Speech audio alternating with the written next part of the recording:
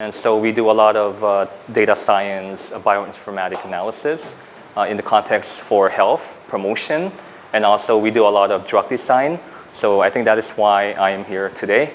I'm going to share to you about how do we use machine learning, data science, data mining to model the properties of the drug molecule. Okay. So now that we get to know each other, so myself, I graduated bachelor's in biomedical science from Mahidol University International College. And then I had my PhD also from medical technology at Mahidol University. And so for my PhD thesis, I did a lot of QSAR, utilization of data mining to create prediction model to predict like DNA splice junction, to predict whether the drug will be toxic, whether the drug will have potency in order to inhibit the target protein. And so I've been doing that research for the past more than 15 years. So as a PhD student, and then after graduation, and continue my research into data science in the context of drug discovery, or more or less you could call it computational drug discovery, also for another 12 years. So altogether, I'm here for almost 20 years. So 4-year undergraduate, 4-year PhD, and 12-year as a faculty member. So now it's my 20th year. Okay, so time really flies. Okay, so I'm going to talk about lead discovery and development. And my name is Chenin. Back in that time, there were only a handful of people working in bioinformatics. So it was a pretty rough journey because back in the day, it was pretty hard to find funding. Writing a research grant and trying to convince the grantor that bioinformatics is something that's worthwhile to explore. So, but now the situation has changed. Everything is now data intensive, data driven. Right? We have AI coming, we have the Internet of Things, we have a lot of new technology coming. So everything is driving by data, so it's data driven. So far we also contributed to the scientific literature in the form of research articles, review articles, and book chapter. So all of this are in the context of data mining and drug discovery.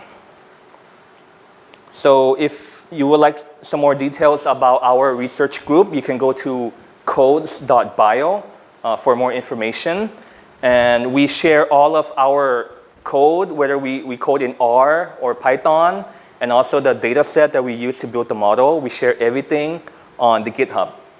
So you can go to GitHub with the URL shown here, and then you could download all the code that we have, and then you could pretty much reproduce what we have published about. So all figures, all tables, all plots are in the code that we share. So you could pretty much reproduce our work. You could update the data and you could recreate that. So everything is provided. So maybe you're wondering why I have a camera here. Okay, so I just started my own YouTube channel. Okay, so I'm also a YouTuber now. It's a pretty awesome journey. And so I've released already 4 videos about data science, like in general terms. So today we're going to have data science in the context of drug discovery, and probably we will upload it to YouTube. Okay, that's the advertisement. So now let's go into the detail. So if we look into the definition of the word disease from the dictionary, we could see that it is referred to illness of people, animals, plant as caused by infection or failure of health rather than by an accident. Okay, so these are what do you call it? It's anything that is harming us, whether it's some abnormality in the proteins that are within our body, and we rely on bioactive compounds or drugs in order to reverse such remedy. And as you will soon find out in this lecture, there's a lot of details that is happening under the hood. So the drug, the pill that we take, is essentially small molecule, and it will interact with proteins within our body. So we will cover that in the next slides. So drug, it is a biological or chemical entity. So if you have a biological entity like antibody, right, you could call it a biologic. But if you have a small molecule, which is chemical-based, you could call it a small molecule or synthetic drug, or sometimes you could call it a natural product if you if you isolate that from the plants, okay? And so these molecules will modulate the disease state. So therefore, they are called modulator, okay? And if the modulator molecule inhibits the protein, it is called the inhibitors. And if it activates the function of the protein, it is called the activators. So if we look at the big picture, we step back a little bit. Everything is interconnected. So we have the drugs, we have the proteins, we have the proteins and proteins interacting, we have the genes governing the transcription into the resulting protein. So everything is a big, complicated network. And they are quite interlinked. And as you can see here, if we map them and look at the connectivity, we start to see some patterns. Okay, so some proteins are clustered together. They're performing similar function as part of a common theme, a common metabolic pathway. Okay, like energy metabolism or drug metabolism. Okay, so they have several proteins belonging to the same metabolic pathway. So we have 4 major components here. We have the drug, we have the target. So target could be protein target, okay, the druggable target. And the drugs will interact with the target in order to cause some modulation of the target, either to inhibit or to activate the protein. Okay? And here we have the genes, right? Genes could be controlled by methylation or other, epigenetic markers. The methylation or demethylation will control or regulate the expression of the protein from gene to protein. And once you have the protein, you use the molecules, drug or biologic, to modulate that disease state. So that is the drug-target interaction in a nutshell. So if we look at the big picture, drug discovery process is costing approximately $2 billion US. And according to the Tufts Center, I think the number just updated to $2.6 billion. And it takes roughly 10 to 15 years. And the failure rate is more than 90%. So anything can go wrong during the drug discovery process. So even if it passed the drug discovery process, got FDA approval, still, people could develop side effects or even mortality. So those drugs could eventually be taken out of the market. Okay, so it is a very time-consuming and painful process. So the question is, how can we improve that? So let's find out. So let's have a look at the particular steps in the drug discovery process. So we have here the 6 steps. So step number 1 is the target identification. So in order to develop a drug, we first have to find out what is the target protein, what is the target macromolecule that we want to modulate, that we want to disrupt. Okay, so that will start from identifying the potential druggable target. So the druggable target could be enzymes, could be receptors, or protein that is at the critical parts of the metabolic pathway. So it could be the rate-limiting step. Okay, so if you have a molecule that will inhibit that particular protein, then the subsequent sequelae will be inhibited. Okay, or if that protein is upregulated, it will cause a positive effect toward the disease state. Then we want to develop some activator to upregulate that function. Okay, but before we could do that, we have to identify which protein out of the 30,000 proteins that are in the human body, right? We will find out which protein is worth exploring in order to target a particular disease. So this step is called target identification or target discovery. So it could involve in vivo assays like knockout, right? Knock out some genes and see whether it gives the desirable phenotype that we wanted. Or it could be from in vitro tests, culture, cell culture, or done using expression analysis or even proteomic analysis. And then the next step would be, once we have already identified a target. For example, there is a target protein called aromatase, which is responsible for breast cancer. So once we have identified, okay, we want to target aromatase. So what do? We will start to screen for potential hit compounds. So we want to know from a big chemical library, is there any molecule in there that could bind to the aromatase protein? And if it can, then we will do the next step. We will do lead optimization. So by lead optimization, it's like, okay, for the second step, we want to screen a big library of compound. Let's say we have 1 million compound. And from 1 million compound, we identified that there are potentially 5 hit compounds. And from the 5 hit compound, let's say that we take one to do some further investigation. We will call this lead optimization. So we're going to take that hit compound, we're going to make it as a lead compound, and then we're going to modify the compound. So this is the field of medicinal chemistry. So we take the compound, we substitute the functional group. So for example, we might replace a hydrogen with a halogen. If you look at the size, halogen and hydrogen, they're quite small. I mean, the size, the bulkiness would not differ from the original hydrogen atom. But then functionally, it will be significantly different, right? So it has more electrons there. So that's a very hot topic, halogen-based drug. Okay, so you could do this thing called bioisostere, meaning you retain the same functional activity of the compound by changing the chemical constituent, the chemical functional group. Okay, so they call it bioisostere. Bio means the biological function remain the same.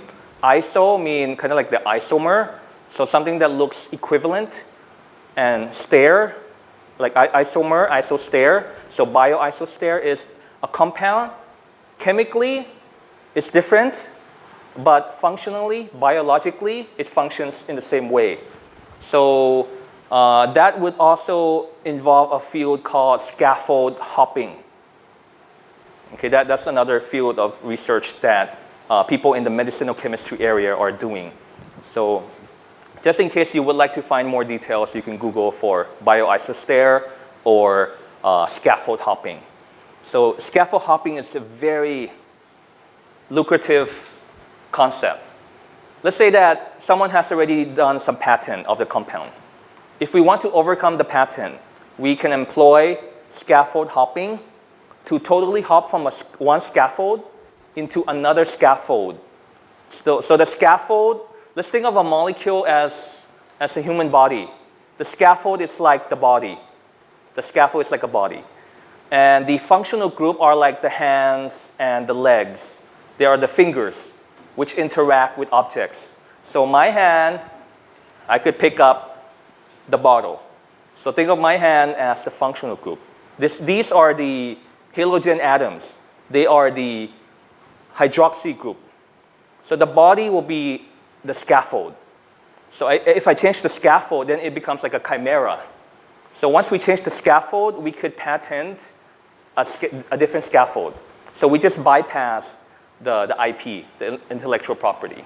So that is a strategy used by the pharmaceutical company in order to patent their own version of the drug. Okay, so structurally, it looks almost the same, but chemically, it's different. Therefore, you could develop your own patents. So in this lead optimization, you will do a lot of substitution. You're going to take one functional group and replace with different functional group. And therefore, you're going to do this thing called structure-activity relationship. So I'm going to cover that in more detail in the subsequent slide. So we take a molecule and then we use synthetic chemistry to modify the functional group from OH to halogen to nitro group to other functional group. And then for each modified compound, we will test the bioactivity in the form of IC50, Ki, EC50. Okay? Once we have identified the potent compound, then we will do some ADMET optimization. Okay, ADMET would include absorption, distribution, metabolism, excretion, toxicity. So they are the pharmacokinetic property of the drug molecule. So the thing is, we want compounds, we want the drug to be potent against the target protein, to bind tightly. However, we don't want it to be toxic. So therefore, we have to balance between potency and safety, so the pharmacokinetic property. So that is a very challenging thing. If we improve the potency, the safety is affected. So if you think of this as a computational problem, it is a multi-objective optimization problem because you have multiple objectives. You want the absorption to be good, you want the distribution to be good, but you also want the potency to be also very good. So, but the thing is like this, you increase the potency, maybe the toxicity also increase. So it binds more tightly to the target protein, but the molecule will be more toxic. So the thing is how to find the sweet spot where we have relatively good, but maybe not like 100% good binding, but also safe profile. So the thing is, we start from 1 million compound, and then we try to narrow down, funnel into one compound. So that is why it takes so many years, right? And imagine that you might have identified one compound, and then it became toxic during the preclinical stages. Then you have to go back and start again, right? So here, same thing as the previous slide, but with a little bit more detail, right? So biological evidence that this target protein is a modifier of the disease state. And then you try to screen for the hit compound, and then you will take that hit compound, you will modify it, and this is the lead optimization, okay? Okay, so these are the details that you could read up more.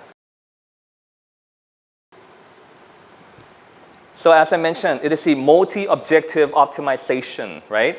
So the thing is we want to have it bind tightly to the target protein, but also have optimal absorption, permeation to the target site, and be metabolically stable as well, right? Be non-toxic, and most importantly, it could be synthesized, okay? And nowadays, there's a lot of emphasis on green chemistry. So how can we make compounds that are easily synthesized and also not detrimental to the environment as well? So this is a very challenging issue. That's why we need computers to help us, okay? Because back in the days, drug discovery is more or less based on serendipity, based on luck, right? How Alexander Fleming discovered over the weekend that one of the Petri dish, there was an inhibition zone, and then he discovered the penicillin, right? But nowadays, because there's so much data that we are generating from the omics era, so it is simply impossible to manually analyze the data. That's why we need to use computational approaches, programming, molecular simulation, in order to make sense of the data. So the thing is, how do we come up with new compounds? So obviously, we look to nature for inspiration because nature already has so much bioactive compound, right? In the old days, we have compounds from plants, herbal compounds, right? So I think different countries will have different remedy. I think it's the field of what? Is it ethnopharmacology? Right? There's a root of how such compounds, like there's traditional Chinese medicine, right? And Ayurvedic medicine, right? From India, right? And so that is the number one source that we go to, right? We look to nature, okay? And another way would be to rationally meaning from theory, create a new compound. So how can we do that? Then we have to look into the protein structure, right? Look at how does the protein active site look like. So we have a target protein, and if we go back to biochemistry 101, the protein will have a pocket called the active site. Sometimes you call it the binding cavity, the binding pocket, the binding site, the catalytic site, right? Where catalysis are taking place, right? You have a substrate coming into the binding pocket, and then the residue will interact with the compound, and then the substrate will be converted into a product because the functional group will be modified, and then you have a product, right? And if you look into the thermodynamic, you have the substrate, and then you have the transition state analog, so the energy will increase, and then once you produce the product, energy will drop again, right? So if you look into thermodynamic, it looks like that. Another way would be to use computers to rationally create new compounds. So there was a group from Switzerland called the Raymond Group, R-E-Y-M-O-N-D. Okay, links in the next slides, no worry. So what did they do? They trained the computer to know organic chemistry. So now the computer can synthesize compound. So what did they do? They have 13 atoms, and then they use the organic atoms, carbon, hydrogen, nitrogen, oxygen, phosphorus, sulfur, hydrogen, in order to combinatorially combine the atoms in different combination. Think of it like a Lego block. You combine the Lego block in all possible combination. How many possible combination will you get? Those are the number of compounds that you will get. If you have 13 atoms, and you have, let's say you have 10 different potential atoms, then you have 13 position, right? So it's 10 to the 13 power, right? And also, if you just link it into a linear chain, compounds are not like that, right? Maybe carbon, another carbon, another carbon, another carbon, another nitrogen. And if you could do it differently, maybe put nitrogen here, or put it right here. You have carbon, carbon, and then you put nitrogen here. And if you do it differently, you put it in another position, right? So it's more or less like a computational problem. So the computer would do this and generate millions of compound, billions of compound. Okay, so this group, they developed the database called the GDB. It's also in your slide. GDB 13, GDB 15, GDB 17.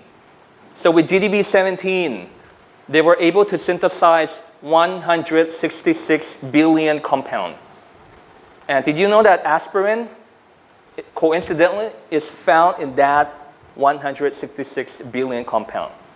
And so imagine if aspirin is already in there, there are potentially other possible drugs that are already inside that artificial compound library that is waiting to be discovered. Okay? So according to theory, it's in there. And what about our known chemical space? If we go to the database called PubChem or Chembo, they are the known compound that organic chemists are able to create synthetically. They're only in the handful, maybe 10 million or 100 million. But then the GDB database has 166 billion. So think of how many percentage have we started to explore out of the potential number. We're exploring less than 1%. And there's 99% more that we need to explore. And how can we do that? We need the computer. We need molecular simulation because data is so big.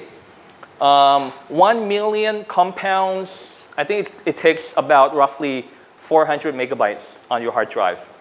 166 billion would take about, I think it's 200,000 terabytes. You know, the small hard drive that we have, probably 1 to 2 terabytes. Imagine 200,000 terabytes. So we need a lot of these hard drives stacked. And one laptop is not possible to analyze the 166 billion, right? If you want to make a structure-activity relationship model, right, we need a very super powerful computer, okay? So this is the actual details that I was talking about. So up to 17 atoms, you have 166 billion possible molecules that could be created theoretically. And if you would like to find out more, this field is called compound enumeration. And you could read up in this excellent review article in the Accounts of Chemical Research in 2015. So this group, they did a lot of chemical space exploration. We also did some chemical space exploration in the context of breast cancer drug. So we published that in the Molecular Diversity Journal. Okay, so chemical space, what is chemical space? Think of it as like the universe. And think of the stars like the compounds, right? Think of shining stars like potent compound, right? In the galaxy, you have so many stars, right? And some are potent, some are toxic. So the thing is, how do you navigate this galaxy in order to identify a potentially promising drug, right? We could do it empirically. Empirically meaning we could try each one of them systematically, test the bioactivity. But that would simply take forever, and the cost will be so much. But if we could test it theoretically on a computer, right, do some structure-activity relationship, create some molecular docking experiment, and see, does it really interact with our target protein? If it does, try it experimentally. If it doesn't, skip it, go to the next compound, right? So this is the drug discovery toolbox. Okay, they are the tools that for the drug discoverer will use. Okay, so what kind of tools do we need? So in the field of chemistry, we're gonna use combinatorial chemistry. So this is kind of like Legos, right? You have different functional groups. You have different scaffold. Scaffold is like the body, and the functional group is like the arms and the legs and the fingers. And you put it together in all possible combination. Think of a Lego. You put the Lego in different possible combination, and that you will get one unique compound. And if you reshuffle the ordering, the connectivity, you get another compound. So that is combinatorial chemistry, okay? And for each compound, you will test it experimentally. Okay, that's why they have high throughput screening, right? You have 144 wells, right? And each well will have different compound, and all of them will have the same target protein. And then you test the bioassay, IC50, look at the fluorescence. Does it bind or not? And maybe out of 1 million compounds, you might identify 100 compounds that can bind, but still that would take some time, and it's pretty expensive, okay? So if we are on a budget, we can do this first, okay? And only try those that are very promising, okay? So instead of investing 100 million baht, you could invest maybe 1 million baht for your bioassay, okay? So drug discovery will then become more feasible for smaller companies or even academia, okay? Because most of the pharmaceutical drug discovery work is done by the big pharma. And there is an initiative where academic institutes can also join. They call that the open source drug discovery, OSDD. And the PI is based from India, and he developed so many software, so many databases that will help allow us to, like small academic institute, like small research groups such as us, to take part in discovering a new drug. Okay? Especially drugs that are not so lucrative for the big pharma. Okay? Because if the big pharma, they're not making any money out of it, or if they're making small amount of money, then they don't want to bother investing a lot of equipment and money for the reagents. So that's why the academic sector will have to take part in that. Okay, so you have the target protein, and then you want to measure whether your compound has the desirable bioactivity. And that bioactivity could either be IC50, EC50, Ki, percent inhibition, percent binding, right? And such data is compiled in a database called Chembo, or BindingDB, or PubChem. Okay? Normally, do we have a break? We are about 25% into the slide. So we have about 60 more slides, 50 more slides left. Okay.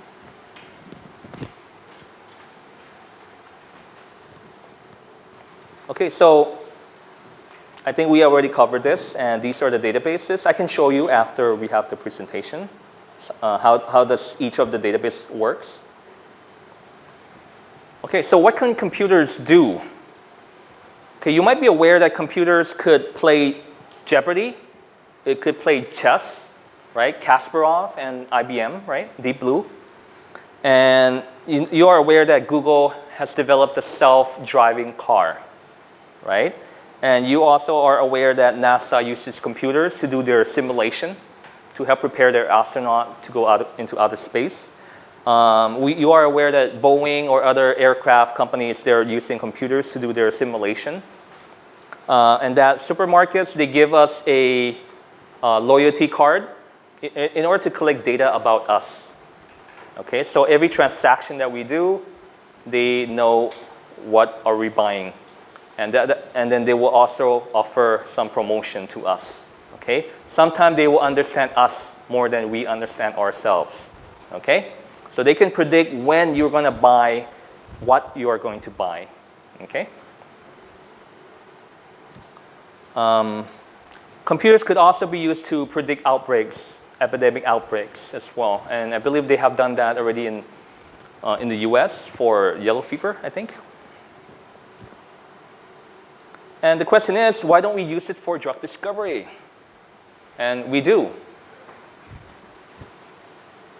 And did you know that computers, particularly deep learning, can now paint like Van Gogh and Picasso? And we now have this thing called fake news, where you have a transcript or an audio, and then you could generate motion of a person from deep learning. Like for example, if I have it was actually a Thai researcher in the US. He developed this program that could convert an audio of Obama into a graphical looking virtual Obama talking. So the lips will be in synchronization with the audio. Okay? So in the future, we might potentially have more fake news coming up, right? And computers could be used to programmatically code music. Okay, and there's this program called Sonic Pi. And imagine that you train deep learning, an algorithm that relies on neural network, which simulates the human brain. You could train it to create its own music. Okay, you train it with Mozart, you train it with Bach, and then it might create its own music. Okay, which they have done. They have done such experiment. They train the computer with a lot of Mozart music, and then based on the existing training set of Mozart music, then they create a new music that sounded kind of like what Mozart would make, but it's not made by Mozart. Okay, it's pretty interesting. And computers can dream. Okay, that's very interesting. Computers can dream, visually dream. Okay, this is like Van Gogh and Picasso. So this is the image, and then the deep learning algorithm will create something that looks like that. And this is the original painting. Okay, so they converted this image into this, which is based on that, the original painting, right? And this is the neural network dreaming. It looks like a lot of mountains and forest. Okay, so this is developed by Google, Deep Dream. Okay, so now let's go into the details of why do we need computational models in drug discovery. So the thing is, we want to understand the relationship between the chemical structure and the bioactivity. Right? We have a chemical library. Right? We have a library of compounds. We have many compounds, and each compound will look almost identical, but some functional group will be different. Maybe they are like 90% similar. And this one at this finger, it might be hydroxy group. And in another compound, it could be a methyl group. In another compound, it could be a methoxy group. Methoxy group will look like a methyl group, but with an OH attached to it, right? And then it could change to chlorine, nitro group, etc. You could have 100 different variation, okay? And for each, you would test the IC50 or the Ki, okay? And then you would use that to train the computer. And then the computer will learn. If the molecule looks like this, it will have high activity. If the molecule looks like this, it will have low activity. And then come up with a rule. What should a good activity drug look like? What should a bad activity drug look like? So based on such rule, we can learn from it and then use that as a guideline in order to design drugs that are potentially potent and have good pharmacokinetic profiles. So what questions can be answered by computational models? Well, number one, it helps in the target identification. So it will help to answer what target protein could my compounds bind to and modulate. So a lot of the chemists might have the question that they develop a lot of compounds in their lab. Let's say they have curcumin, a derivative of curcumin. They want to know what protein could their compound inhibit, right? If we think in the shoes of a chemist. And then, would my compound bind unspecifically to other protein and cause side effect? Okay, and in the field, they call it off-target binding. And they also have this term called polypharmacology, right? So a compound that is supposed to bind to protein A could unspecifically bind to protein B. And actually, that is not a bad thing, because if it binds to protein A, but it also binds to protein B, and if protein B happens to be involved in another disease, we could repurpose that compound to treat another disease. And so this is called drug repurposing or drug repositioning. Okay? So there's a lot of cases where we could use antifungal drugs to treat breast cancer. We could use, as Dr. Malik pointed out, we could use antimicrobial drugs to treat cancer. Okay? So that's a game changer. So we don't have to wait for 10 years, invest $2.6 billion. We could just take an existing FDA-approved drug and computationally build some computational model to see whether it can bind and inhibit a target protein that is different than the one that the drug was originally developed for. And if it works, then we could publish it and then say that, okay, this drug could be repurposed to treat another disease. And then the medical doctor reading that paper could then justify using that drug to treat another disease, especially if there's no existing drug for that disease. Okay, so we're sharing the knowledge that's already out there, but then we're putting it in another usage. Okay, kind of like teaching a drug, an old drug, a new trick. Okay, so it's essentially that, and it's very good, right? There's a lot of effort. If you Google for drug repositioning, okay, a lot of people are looking into that area. Okay, and that is where computational drug discovery is a key player. Okay, so third thing, what type of compound can bind to the target protein of my interest? Let's say that, okay, before I was talking about some chemists, right? They have a compound and they want to know what protein can it bind to. Okay, let's move back in the role of a biologist. I have a target protein, I have a protein, but what compounds can bind to it? Okay, maybe I've been working all my life on this target protein, this particular kinase. Which compound can bind and inhibit that? Okay, so this computer can be used to do that. You could screen a big library of compound against your target protein and see which one ranked high. Okay, and then test that. Number 4, are there similar compound to my query compound that may potentially exert similar binding behavior? So this is the essence of drug repositioning. Okay, a compound that looks like another drug. Okay, so if drug A can bind to target protein A, and drug B looks similar to A, so drug B could also bind to target protein A. And if target protein B has no drug, and you could call it a orphan receptor, because there's no drug that can bind to the target protein B, and target protein B looks like target protein A. So drugs available for target protein A, could be potentially repurposed for target protein B, because target protein B looks like target protein A. Okay, so we could use that concept of molecular similarity to draw a linkage between compounds and protein. Okay, whether a compound look like another compound, or a protein looks like another protein. Okay, so the fifth question that computers can help is, how does my compound bind to the target protein of my interest? So we could use molecular docking for that, okay, and visualize the docking poles. How does the compound bind three-dimensionally to the target protein structure?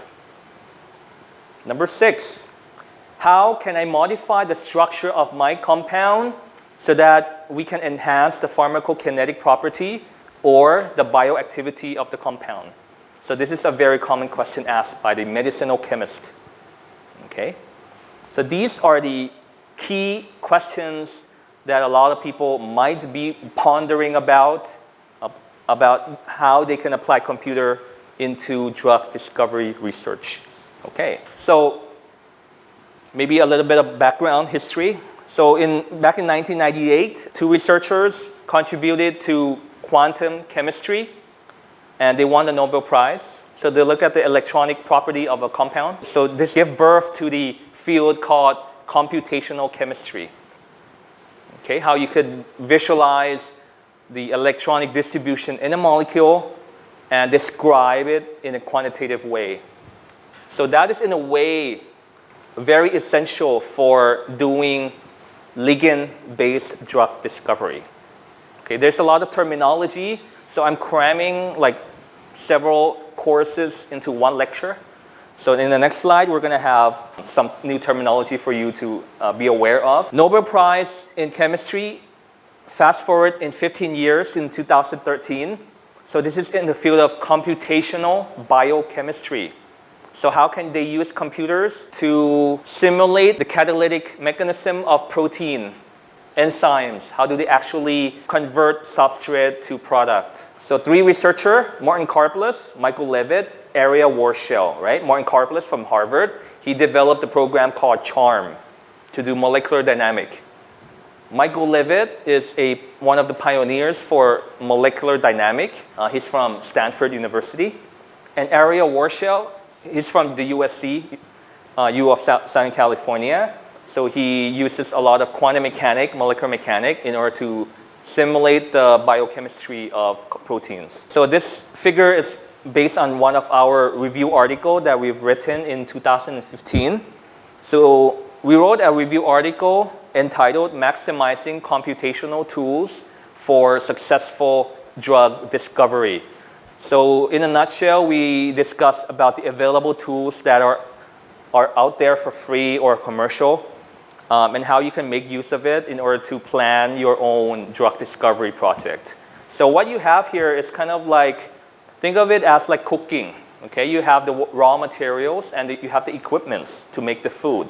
So your raw materials could be the chemical database of small molecule, the database of proteins, and also the database of protein-protein interaction, database of pathway.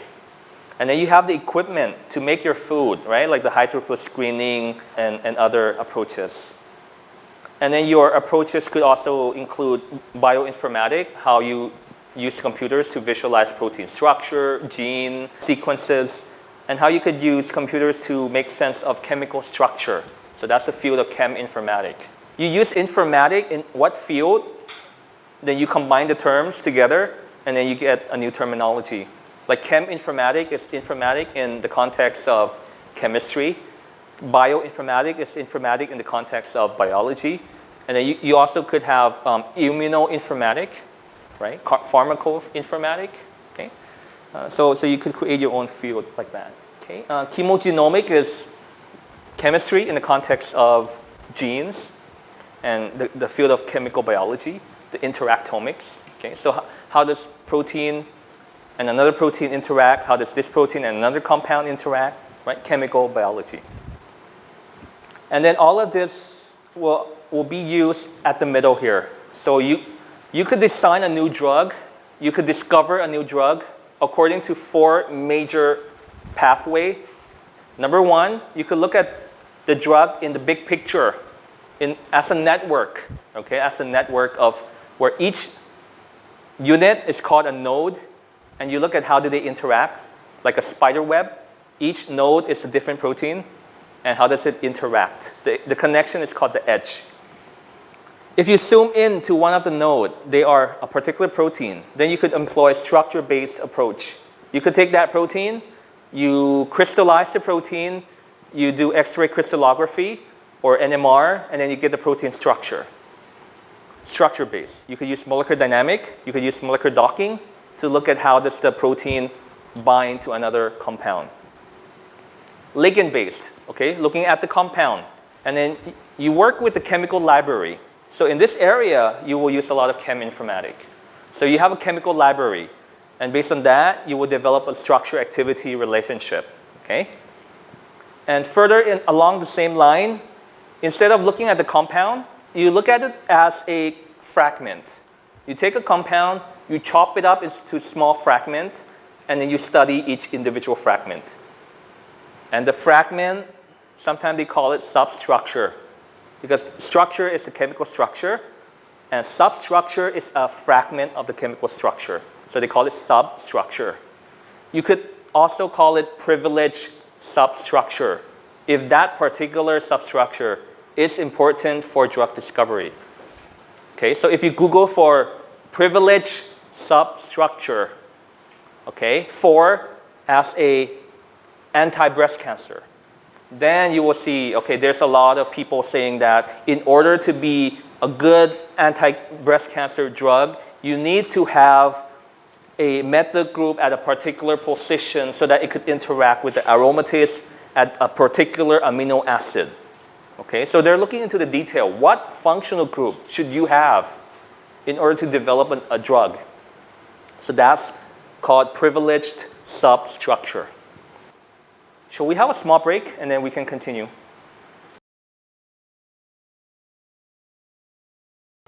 Okay, so we're back to part 2. So we stopped at right before we talk about bioinformatics, okay? So generally, as I mentioned, you apply informatics to biology, you call it bioinformatics. You apply to chemistry, you call it cheminformatics, okay? So any one of you have ever used any bioinformatic tools? If yes, what? I had a course for the bioinformatics in the master's. Oh, you did? Master's? Yeah, no, I did a master's in biotechnology. Oh, okay. But there is a one course, bioinformatics and computation. Okay, so what did you learn? Did you visualize some protein? Yeah, but it's like just assignments. Assignment. We use like Perl. Pearl, yeah. Yeah, and sometimes for the pathway we use Craig pathway. Craig, I think some kind of KEGG, K-E-G-G. Yeah, KEGG database. Okay. Yeah. So that's the And biochemical BLAST, pathway. Yeah, and BLAST. BLAST, okay. So looking at for some motifs, some genes, Yes. blasting it, okay. So very basic. Okay. And some kind of the sequence alignment. Sequence alignment, okay. So you're familiar with like FASTA format, Yes. doing multiple sequence alignment, building some phylogenetic trees. Yeah, that one I also did for my thesis, phylogenetic. Okay. Looking at the clustering, Yes. hierarchical clustering. Yeah. Okay. All right. Right of the sequences. Okay. Looking at the protein structure. PIMO, chimera. No. Okay. Okay. So that's very It's crucial. just the theory, not the practical for the protein structure. Oh, I see. From secondary kind of the protein structure, but only theory. Okay, so maybe mostly like genes related, phylogenetic, looking at evolution. Okay.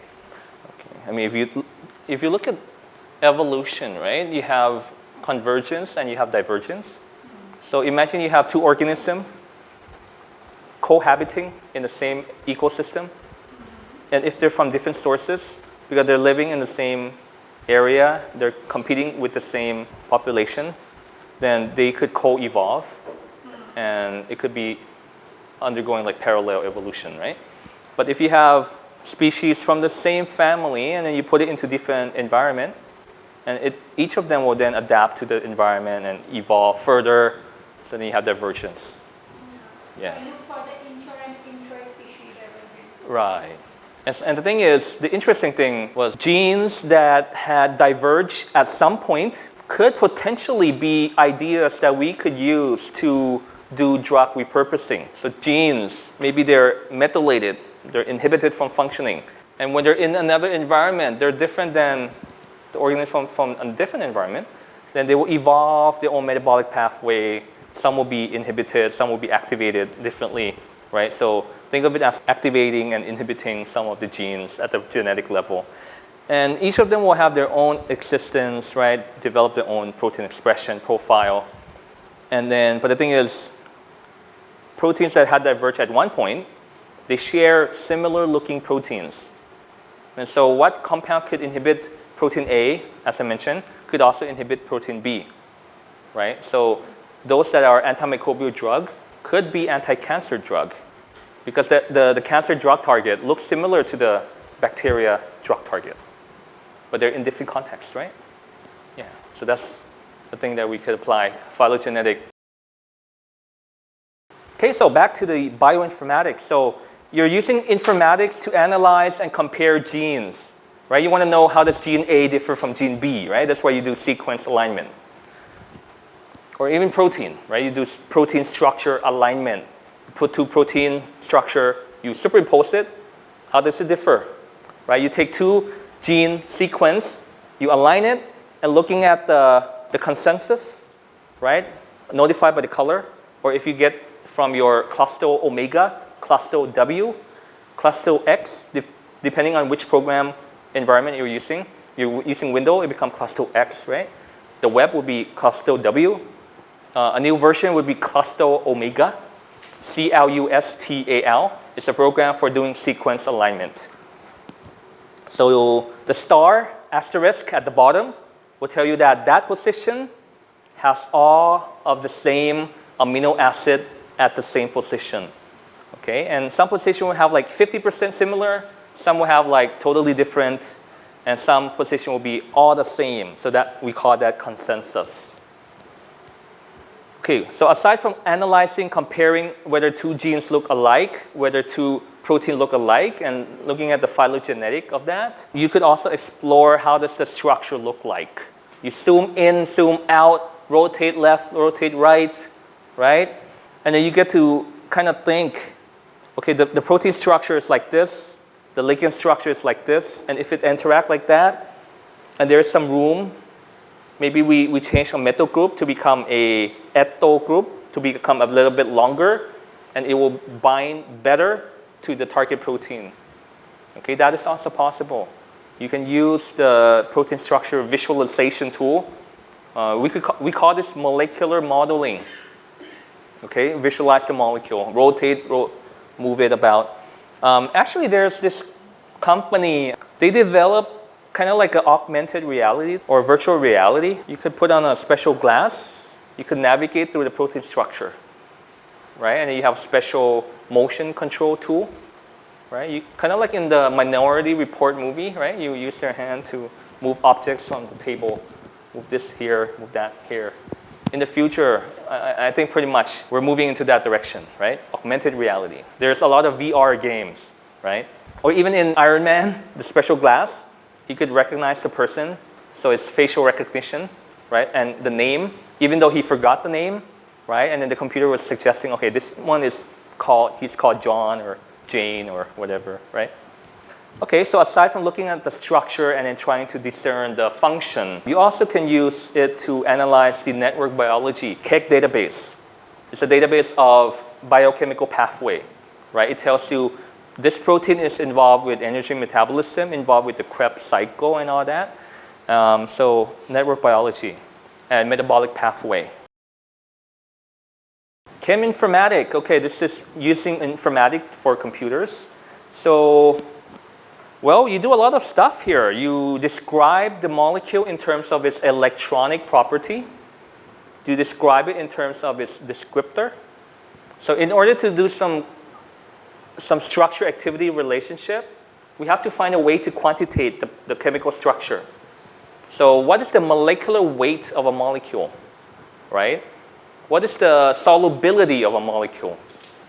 Different molecules have different solubility, different size, different composition of their atomic constituents, right? One molecule could have 11 carbons, 2 nitrogen, 1 oxygen, right? And it's this protein, it's this compound. And if you modify the compound, you get a different number of atomic count. But that's at the superficial layer, right? You could describe the compound in so many ways. The connectivity, like a graph, right? The connected atoms, because each atom are connected differently. They're not all linear, right? They're connected in a secondary and tertiary way in 3 dimensions, right? So 1 carbon could branch out 4 atoms.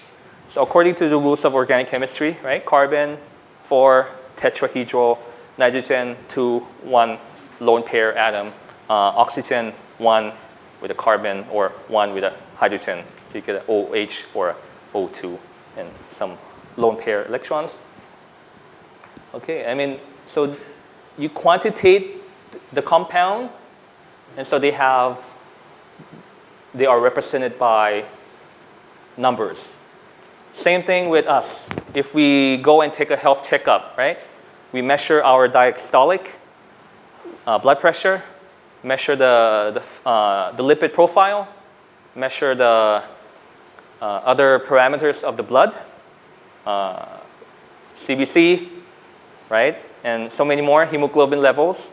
And so these will quantitate our health at different states, right? That's why we cannot have any food over the night so that we will not perturb the glucose level in our body.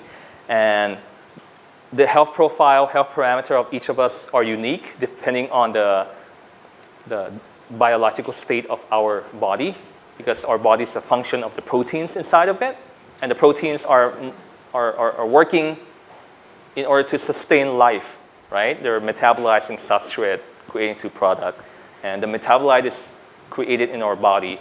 And I mean, there's so many ways that you could quantitate the health parameter of a human being, right? And I think here, there's a lot of researchers who are looking into the metabolomic, right? You're looking at metabolite and looking at it in a different disease state, right? Or even the proteomic level or even at the genomic level. So all of these are omic. All of them are all about the data, right? You're comparing different groups of population, disease state, normal state, right? In disease state, maybe they have upregulation or downregulation of some protein. And if there's upregulation or downregulation of protein, then there will be difference in the metabolite that will be formed, right? So all of these are like a domino effect, right? So to have a disease, maybe you have downregulation of some protein, upregulation of some protein. As a result, the resulting metabolite will be different. Okay, so all of these are data that could be used to create some computational model. Okay? Okay, so here's the terminology. Okay, it might come handy for your exam as well. So these are the terminologies for the drugs and the component of the drug. So they are the drug and its precursor. Okay, when I say exam, I know there's a lot of pen and pencil writing on the paper. But don't worry, it's open book exam. You can bring this in, okay?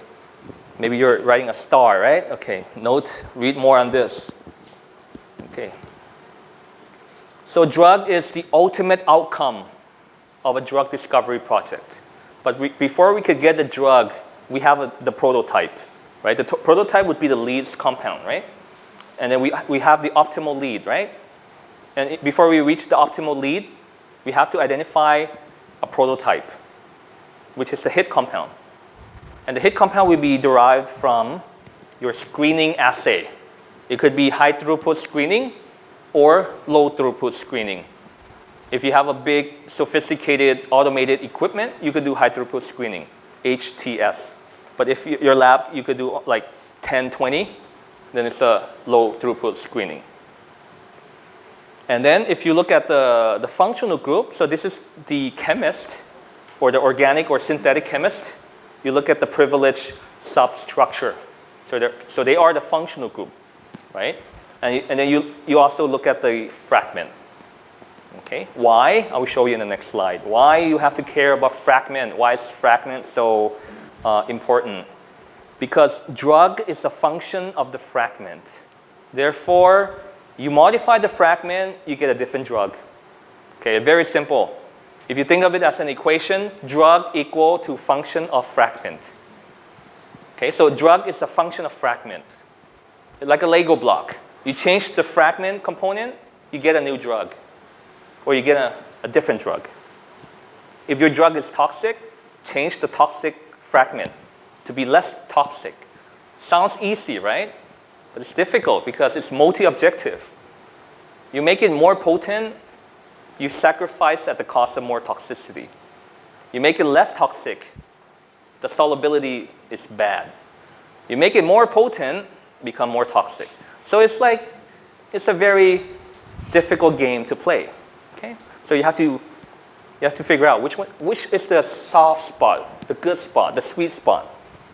Okay? We cannot have it all. We cannot have very safe, low toxicity, good solubility. That's in the ideal world. But the thing is, we have to make some sacrifice, right? Potency, toxicity, maybe a little bit higher. Okay? So identifying the hits, okay, so these are the details. So how do you do that? You could do using this high throughput screening, right? You have several microtiter plates. Each well will have a different compound with the same protein. You screen it until you find a potential hit compound. Once you have the hit compound, you select that hit compound as your prototype to work on. Then you start to modify that. And when you modify that, it becomes lead optimization. Next slide. Lead optimization. So here, you have the fragment. It's rather small. You take this fragment, you add another fragment, you get a lead compound. Okay, so it's like a Lego. You add two fragments together to get a new drug. And so the fragment will be small, but when you add it together, it becomes bigger. Okay, so these are just examples. Okay, if you want to use this example for your answers, feel free. Just make sure you put the context properly. Right? Fragment, combining appropriate fragments together to get a new lead compound, and then optimize it a bit further to get a desirable drug once it passes the FDA, right? Preclinical and clinical trials. And when you optimize it, you modify the ADMET property. What is ADMET? Absorption, distribution, metabolism, excretion, toxicity. And what do you optimize? Aside from ADMET, you optimize the potency. How should it bind to the target protein?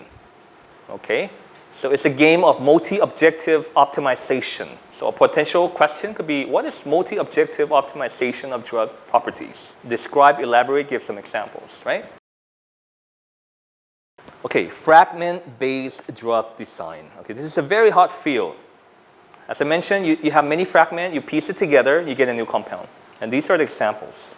So this is like a funnel, right? If you're looking at the bottom part, the size of the fragment is small with lower number of this is the atom count. 13 means 13 heavy atoms. Carbon, nitrogen, oxygen, phosphorus, sulfur, not including hydrogen. Okay? So they call it the heavy atoms, excluding hydrogen atoms. Okay? So you have 13 carbon, nitrogen, oxygen, phosphorus, sulfur. Okay, and you're combining it in different combination. 13 of it, you get, between 13 and 17, you get a fragment. Between 17 and 22, you get a lead. Between 22 and 30, you get a drug. And so you see that the molecule from a fragment to become a drug here, vermurafenib, you start out with the fragment, and then you work your way up. And you see that at the fragment level, you have 10 to the 9 power. So there's quite limited, right? But then the thing is, when you start to piece together the fragment, the possibility increases, right? From 10 to the 9, then what is the total possibility? 10 to the 63rd power for a drug. So you can see that small alteration at the fragment level will give rise to big differences at the drug level. Take some time to digest this figure. It's very important. It's kind of like this. You have 20 amino acid. You have 20 canonical amino acid. Okay, don't care about the D amino acid and all that. You have 20 L amino acid. Okay, so L-carnitine, forget about the amino acid derivative. 20 of them, you have 5 positions. How many possible peptide? Okay, let me make it simpler. Dipeptide, 2 position. How many possible peptide can I get? Can I have some volunteers? Okay, you have a dipeptide, you have 2 amino acid. And each amino acid, you have 20 possible amino acid. Would you like to answer? 400. Very good. So it's 20? 20 multiplied by 20. Yes. Okay. Or if you make it into exponent, it's 20 to the second power. So same thing as 20 times 20. If you have a tripeptide, then what is it? What's the possible peptide that you can get? 8,000. 20 times 20 times 20. And you continue that. Imagine you have a peptide that's 8 amino acid in length. So it's 20 to the 8th power. If you have 16 amino acid in length, 20 to the 16th power. And it starts to be very complicated. The longer the peptides become, it could adopt some secondary structure. And it becomes very complicated when you put different combinations together. So what is the possible number of peptide that you can get? So from 20 amino acid, you could get millions of possible peptides. So when you start with fragment of only 20, and as you build your way up to have more amino acid in a chain length, as the amino acid peptide becomes longer and longer and longer and longer, the possibility increases exponentially. Same thing with the compound. So compound is more complicated, right? You have only 20 amino acid, and if you have only 20 position, you have 20 to the 20 power, which is still a lot. But imagine you have 1 billion possible fragments, and you have 2 fragments together. So it's 1 billion times 1 billion, right? And if you add 3 fragments together, it's exponentially too large, right? And it's even challenging for our existing computational ability. That's why we need to develop more effective evolutionary sampling. So in a lot of the analysis that we do, we don't analyze the full data set. Okay, we analyze a subset of the data set. We take maybe 10%, 20%. We create a model, use the rest as the external test set. Okay, because it's simply too big. Okay, Lipinski rule of 5. Have you ever heard of this? Lipinski rule of 5. To develop a new drug, they always talk about the Lipinski rule of 5. So let's say you go to a conference, a chemist develops a new drug, and he say, okay, our compound passed the Lipinski's rule of 5. And so the question is, what is it?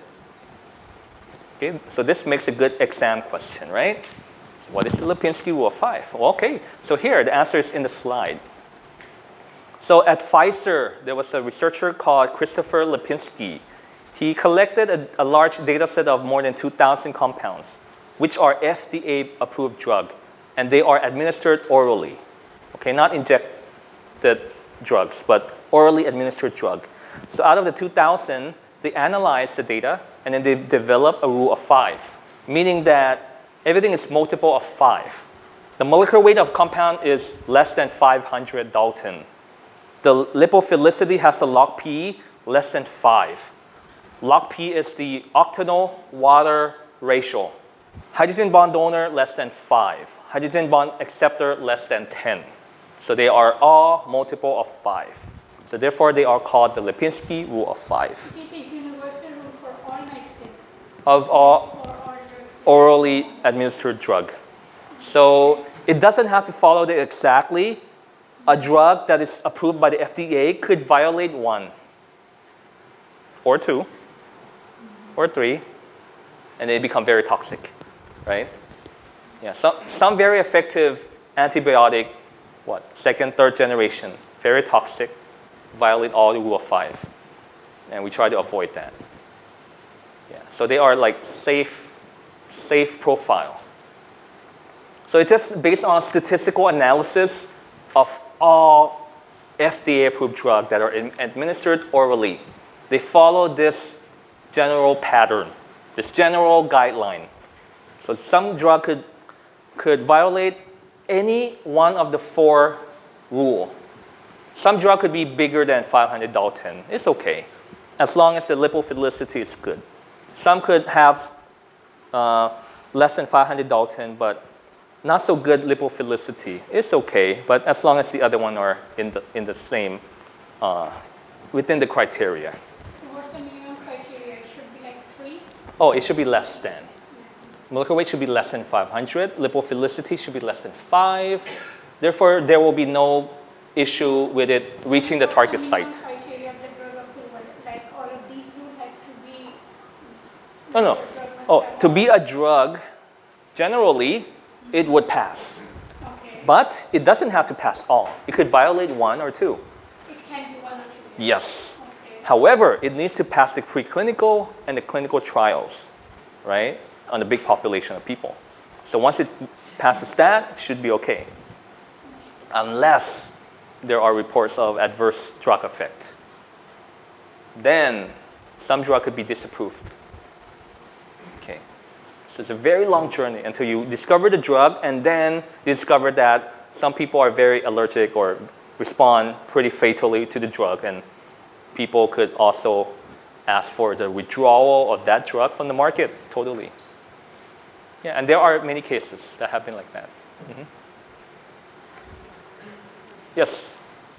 I wonder why they keep the hydrogen bond acceptor less than 10. Why not less than 5? Acceptor, okay, that's a good point.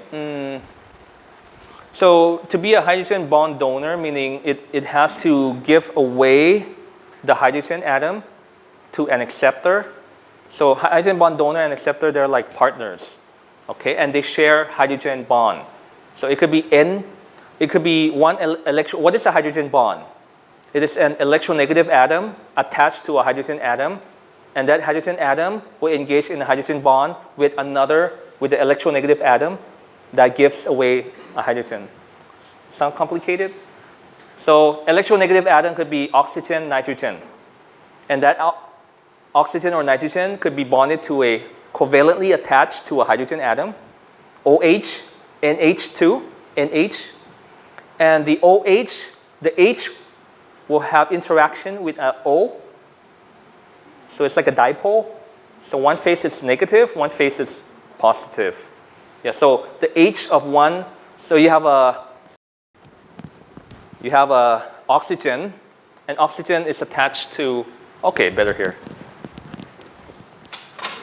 Okay, for the camera, okay. So you have a O or N, and it's attached to a H covalently. And then you have interaction with another O or with another N. So here is the hydrogen bond interaction.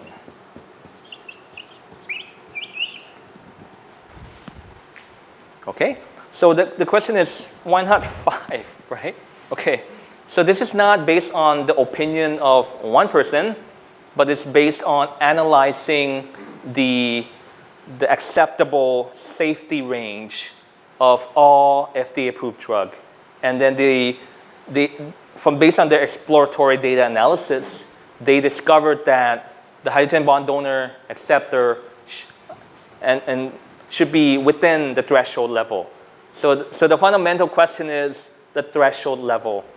So 5 or 10, the cutoff. Should be no more, but it could be less. If it's more, what happens? There will be toxic effect. It will not pass clear. It will not have clearance. It will accumulate in the kidney. I mean, there's a lot of such adverse effect of that. Mm-hmm. So it's not based on opinion of Christopher Lipinski. He's not the judge, but he analyzed the data, and then based on that data, like according to statistics, probably like more than 90% or 95% confidence interval, the cutoff should be at this position. So the original paper, I believe, was published in 1996. Okay, and this figure was created by one of our PhD students who already graduated and works at Ramathibodi and also collaborate with Sibirat as well, with Ajahn Sompona and Ajahn Sivanon, right? Maybe you heard of him. Okay. So back to the PowerPoint. And then we also have the lead-like rule of 3. Okay, so this rule is for the lead compound. It should have less than 300 Dalton. Make note of the previous slide here. Fragment is approximately like 300 Dalton. So the drug should be less than 500 Dalton. So the lead here should be right here, lead. Fragment, lead, drug. Maybe I did not create this figure. Okay, so maybe this could be colored in a different color. Maybe pink. So you have fragment here, you have the lead compound, you have the drug. No more than 300 Dalton is the recommended size of fragment. If it's bigger, then it's probably already a drug, right? No more than 300. Why? Because if you have a lead that has bigger size than 300 Dalton, and you want to do lead optimization, what happens? You have to attach additional fragment to the lead. What happens? It becomes bigger. And what happens then? It becomes bigger than 500. That's why the lead should be as small as possible so that it will accommodate lead optimization, where you attach a new fragment to it. And from 300, you attach another 300, it becomes 600, which is still above the limit, right? So you ideally want to have it less than 300. 250, 280, attach another fragment, maybe less than 500. However, it doesn't have to be 500 because 500 is like a statistical cutoff. What if it's 501, right? It's still okay. Yeah. It's just a rough cutoff. So 501 Dalton does not say this is bad compound, right? Roughly 500 is just like an imaginary threshold that you just label it that, okay, 90% of the drug pass are good, are safe. But if it passes a little bit, it's okay, right? So good drug could violate 1 or even 2, okay? We even did an analysis in this paper that we published. If you want to read about it, search for RSC Advanced, and then search for my last name, and you see 4 papers in there. Look for estrogen receptor inhibition. So we do a rule of 5 analysis in there. Rule of 3, okay? So here they propose other parameters like less than 3 hydrogen bond donor, less than 3 hydrogen bond acceptor, less than 3 rotatable bond. So you have 2 atoms, and if they are connected via a single bond, and if they could rotate, it's called a rotatable bond. If you have double bond, it's rigid. It cannot rotate. Okay, so single bond, covalent single bond could be rotated. And what happens when it's rotated? It's called dihedral angle. If you look at an amino acid, right? You have 2 amino acids like this. Can I have 2 pieces of paper? Okay, thank you. Otherwise, it's too big to show. This is amino acid 1. This is amino acid 2. And they are rotatable bond right here. It's dihedral angle. So this is the rotating bond right here at the middle here. So it could rotate. They call it the dihedral angle. If you Google for this, dihedral angle peptide, you will see 2 planes. And they call it phi and psi, right? Psi, like Gangnam style? No, psi, okay, and phi, bond angle, rotatable. So chemical space, as I mentioned already, you are able to see the diversity of the compounds, okay? So diversity comes with it are the concept of likeness and difference, diversity, right? So some compound, if they are located closer together, they are similar. But if they are located further away, they are different. And so each dot here represents 1 compound. Each dot is 1 compound. As you see here, faintly here, each dot is 1 compound or 1 peptide. So this is the chemical universe of peptide shown in red and of compound that have the that are passing the rule of 3, and compound that are passing the rule of 5. And oligosaccharide are shown here. DNAs are shown here. Graphene right here. Graphene here. Diamonoids. Okay, so we don't really hear a lot about that, right? So that's the chemical universe of the macromolecules. So you see that the rule of 3 compound are a subset of the rule of 5. Okay. So therefore, the diversity of the rule of 3 will be less than the rule of 5. Okay, so in the previous slide, you have the chemical space. Here, we have the biological space. So they're similar, right? 2 compounds that looks alike are similar. If 2 compounds are different, they are located further away. This is a graphical visualization. But if you visualize the protein, you get the same concept. Protein sharing similar sequence in the phylogenetic tree. If they're located closer together in the branching out, they are sharing similar sequence. But if they are located further away, they have strikingly different sequence. Okay? And if you visualize it in a 3-dimensional way, they are located here and here. Right? It could be located very far away. Proteins that are located closer to one another, they are similar. So maybe you have proteins that are globular in shape. They will be located closer together. Right? Proteins that are less, they have like disordered fold will look different than a protein that have a ordered globular fold. Okay? So the protein fold dictate the structure, right? And the structure of the protein dictate the function, right? And the protein structure comes from the alpha helix, beta sheet, and also the loop. So how does it actually arrange will give rise to the actual fold of the protein, and the fold will give rise to the function of the protein. And the fold is dictated by the sequence of the amino acid. Okay, so the amino acid that we have in the proteins, they're not random. They are non-random. Okay? In order to be a cytochrome P450 member, it should have a particular motif. Right? So a lot of, if you're studying about bioinformatics, right, you see the term motif. So what is a motif? It's a common sequence found in a particular family or subfamily. Right? Motif. Let's say that you want to have a peptide that is capable of binding metal ions, then you have a metal binding motif.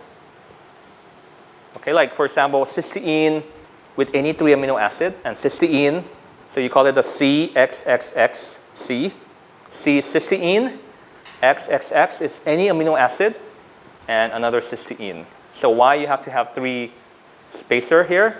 Because it will adopt a helical fold. Amino acid number 1, get back to the board.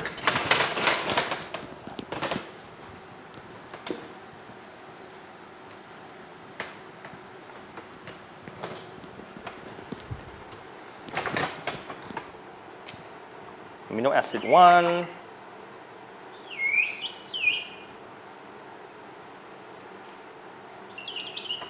Oh, let me draw it again.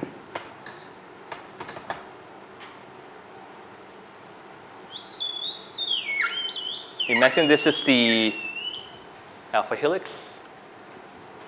And then you have the amino acid right here.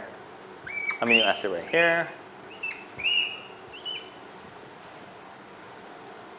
Okay, I mean this could be SH or SH, right? The sulfur atom, sulfur group from the cysteine. And this could be cysteine, right? And another cysteine. And then you have another 3 amino acid in between. You have number 1, number 4, number 7. And number 2, number 1 is here, number 2, number 3, and then number 4 is right here. And then you repeat again. So it could be a CXXXC and another XXXC. So it's a motif. That's a motif. Motif is a pattern. The pattern is cysteine followed by any 3 amino acid and another cysteine. And it could be a repeat, as many repeat as you need.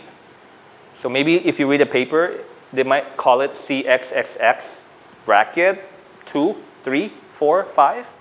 It's the number of repeats of the motif, right? I mean, there's so many motifs out there, right? Leucine, zipper, zinc, finger, right?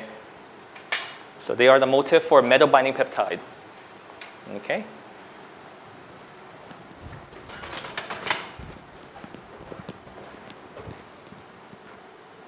And there are so many protein families out there, okay? Like aminergic, lipophilic, GPCR, G protein coupled receptor, kinases, proteases, cytochrome P450, nuclear receptors, right? Fragment space, I already mentioned it a lot of times, so let me skip. And very beautiful visualization. So each one of here are the fragments. And if you take this fragment and you combine it with this fragment, you get this compound. Beautiful, right? So they call this the structural classification of natural product. You have this scaffold. They are all heterocycle. You combine it with another benzene, it becomes this one. Okay, so there's like a phylogenetic tree of chemical compound, natural compound.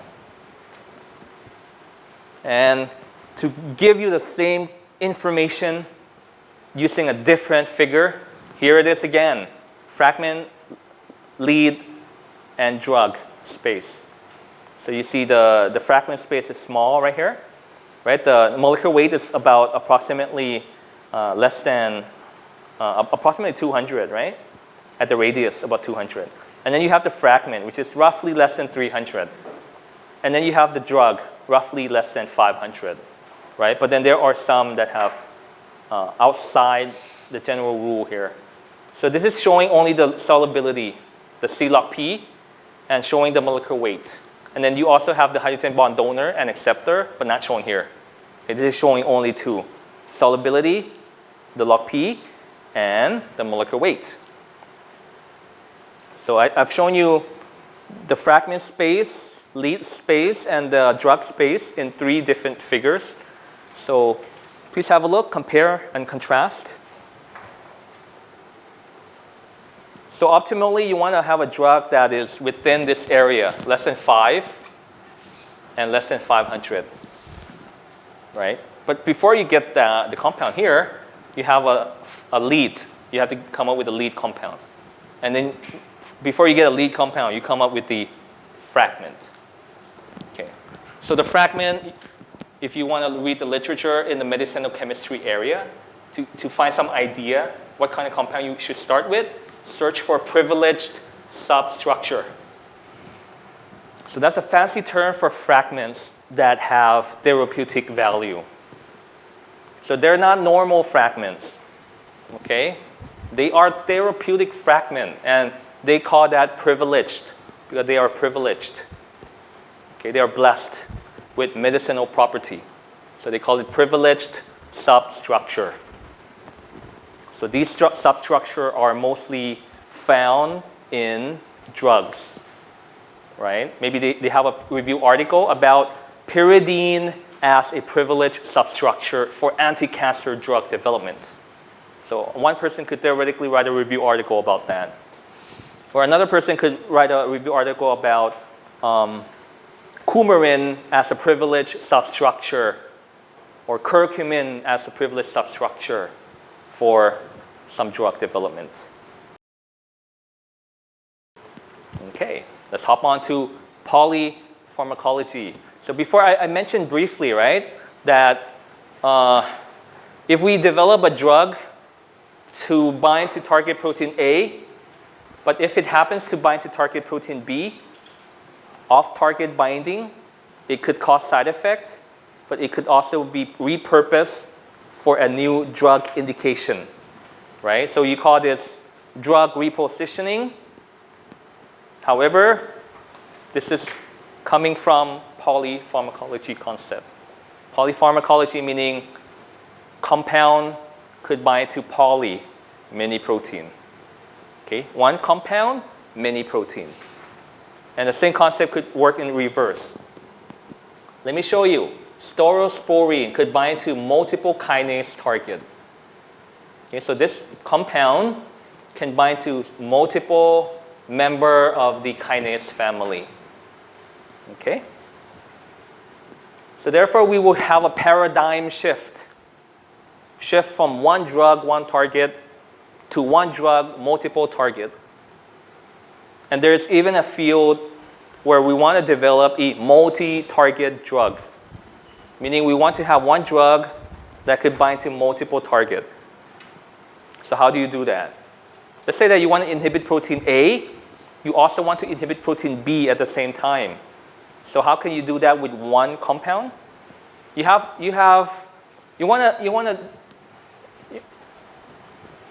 to inhibit A and B. You take a fragment of A, a fragment that you know can inhibit A, and you take a fragment that you know can inhibit B, and then what do? You fuse it together. You link it together, and then you get a compound that have component that can bind to A, component that can bind to B. And the trick part is the linker. How can you make it such that it's not too big? Can parts of A and B, do they form a common component? Maybe it has the same benzene ring, and it could pretty much overlap. So you save a couple of atoms here, so it doesn't become too big. And then you synthesize the two fragments linked together. Let's say that, okay, I have two hands. Both hands looks quite similar. Let's say it shares a thumb. So if it's superimposed at the thumb, so I conserve the space here. But if it's not superimposable, then I need a linker to link A and B. Then it becomes pretty big. But if it can superimpose with a thumb and a finger, then the molecule becomes much smaller, exposing only the fingers that are able to bind to A and the fingers that are able to bind to B, right? And I kind of merge it together. So I have only the three finger that can, okay, only these are like the epitope that can bind to target protein A. And this three finger can bind to B. Epitope is kind of like this. If you want to, can you pick up this box? Okay, show it to us. How many, are you using your whole hand? Nope. A couple of fingers. So that's the epitope, right? The point of contact of your finger, the tip of your finger. I mean, you could even use two finger, but it's pretty heavy, right? So it means that these two points of interaction must be strong in order to pick it up. Or you could rely on multiple weak binding, multiple weak interaction. Same concept. You could rely on multiple weak van der Waals interaction. Or you could rely on very strong electrostatic or even covalent interaction, right? So that's the same concept that you could apply for drug discovery. And the thing is, if you could find a way to look at the structure of protein A and protein B and see how are they similar, you could rationally combine two fragments together to get a small drug that could bind to A and B, but without being too big. So that's an art, okay? And that requires a lot of computational eyeballing the data set as well. And so in order to do drug repositioning, you will also need to use systems pharmacology, right? This department has a laboratory of systems pharmacology, where you have a network of proteins, where you have to identify which proteins are involved in which pathway, and how can you strategically target two proteins at the same time, or even more, right? However, it's a double-edged sword. It's not always good.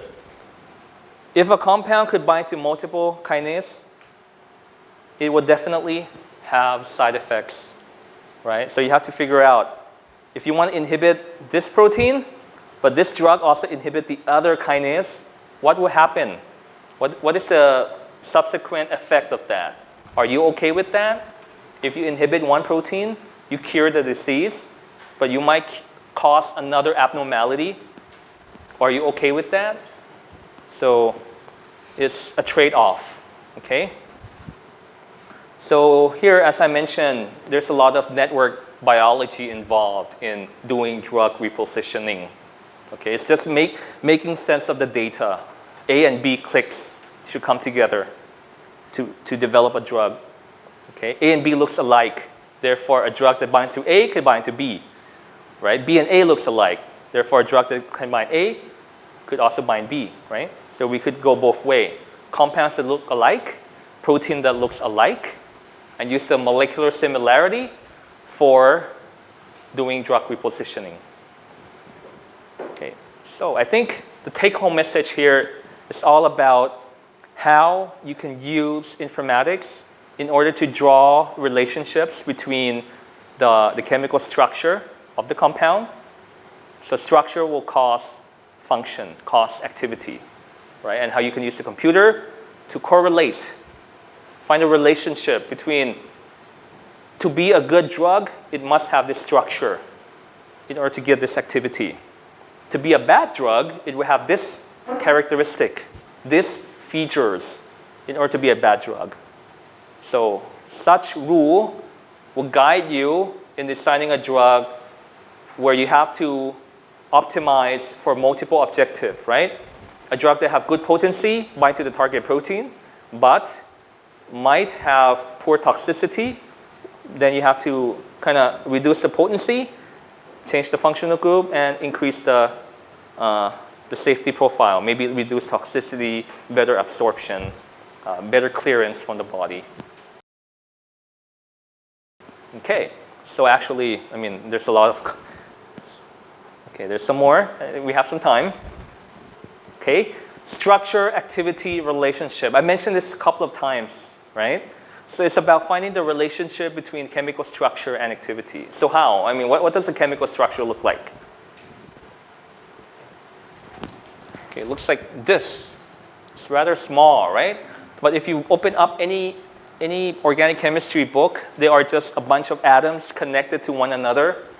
Okay, and the atoms connected to one another, they are meaningful. Okay, they're not random. A carbon connected to another carbon to form a ring, the benzene ring, and there's electron delocalization. And that benzene ring connected to a nitrogen or oxygen or sulfur group, it has meaning because they will interact with the residue inside the binding pocket. Okay? So this drug will be here, and this is the correlation between the actual activity and the prediction. Okay, so ideally it should fall on the line. Okay, so some might have an actual value of 6, and the prediction model will predict it to have 6.5. So the prediction will be a bit optimistic, but some prediction will be a bit pessimistic. Okay, so like if we have a drug that should have an activity of, let's say 70%, but then we predict that it will have activity of 100%, that we are overly optimistic of that compound. So that's the variation. Okay, so there's variability. There's an error component when we do the prediction. All predictions are not 100% accurate. Okay, but they are having some degree of error. Maybe they are 80% accurate, and there's 20% error. But the question is, how confident are we in the 20% error or 80% accurate? Okay, it's hard to say, but we could output those parameters when we build the model. Output the probability for each prediction. We can do that. Okay, so I think in the exam we have something about this QSAR, and you have to explain what is QSAR, how can it be used? Okay. So what's QSAR? The definition is here, right? Quantitative structure activity relationship. How can it be used? It could be used to observe relationship between the chemical structure and the activity, right? The bioactivity. Right? It could be used to help you make sense of your chemical library. Right? You have a library of compound, and you want to make sense what functional group are good for activity, what functional group are bad for activity, and based on such knowledge, you will use it as a guideline to develop your own drug, or use it as a guideline, as a threshold to filter the good drug from the bad drug, right? So think of it as like a filtering threshold. So I'm sure that a lot of the human disease, we have cutoffs, right? We have threshold. Same thing here.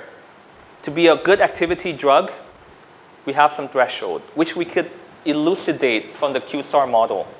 So the model can tell you, similar to the Lipinski rule of 5, that in order to be a good drug, you should have an electrostatic charge greater than 5. It should have lipophilicity less than 10. I'm making this up. So in order to be 5 or in order to be 10 depends on the context of the protein that you are designing a drug to inhibit. Some protein that have binding cavity involving a lot of electrostatic interaction, then you need your compound to have electrostatic interaction with the protein. But some protein that have a lot of lipophilic interaction, you need compounds that have favorable hydrophobic lipophilic interaction. But if you have electrostatic, it won't work to interact with the protein.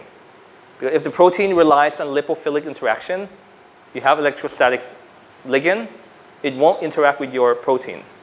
Okay, so the context is different for different protein.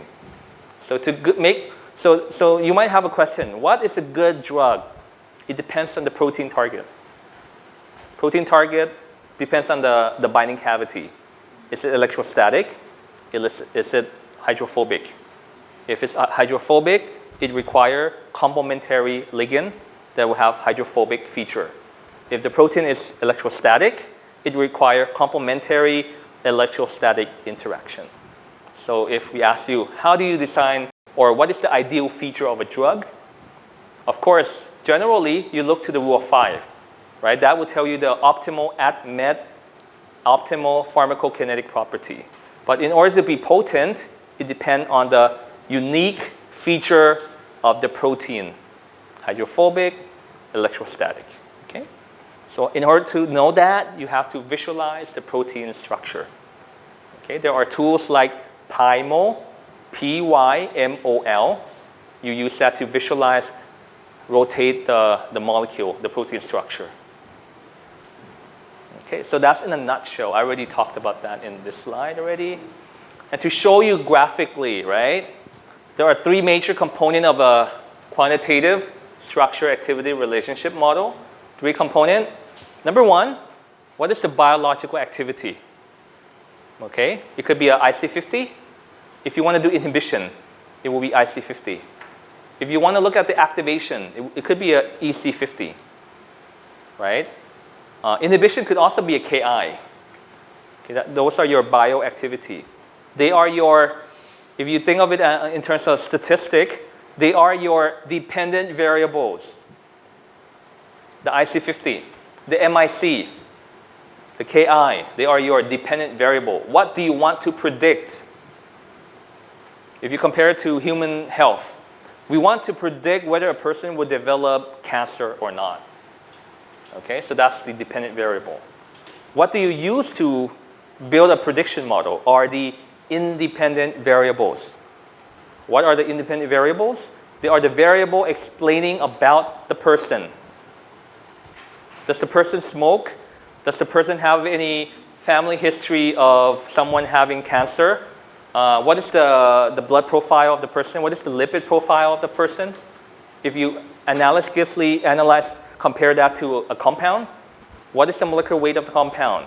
Does it contain electrostatic residue, functional group? Does it contain any lipophilic functional group? Does it contain any halogen atom? Does it contain any hydroxy atom, hydroxy functional group?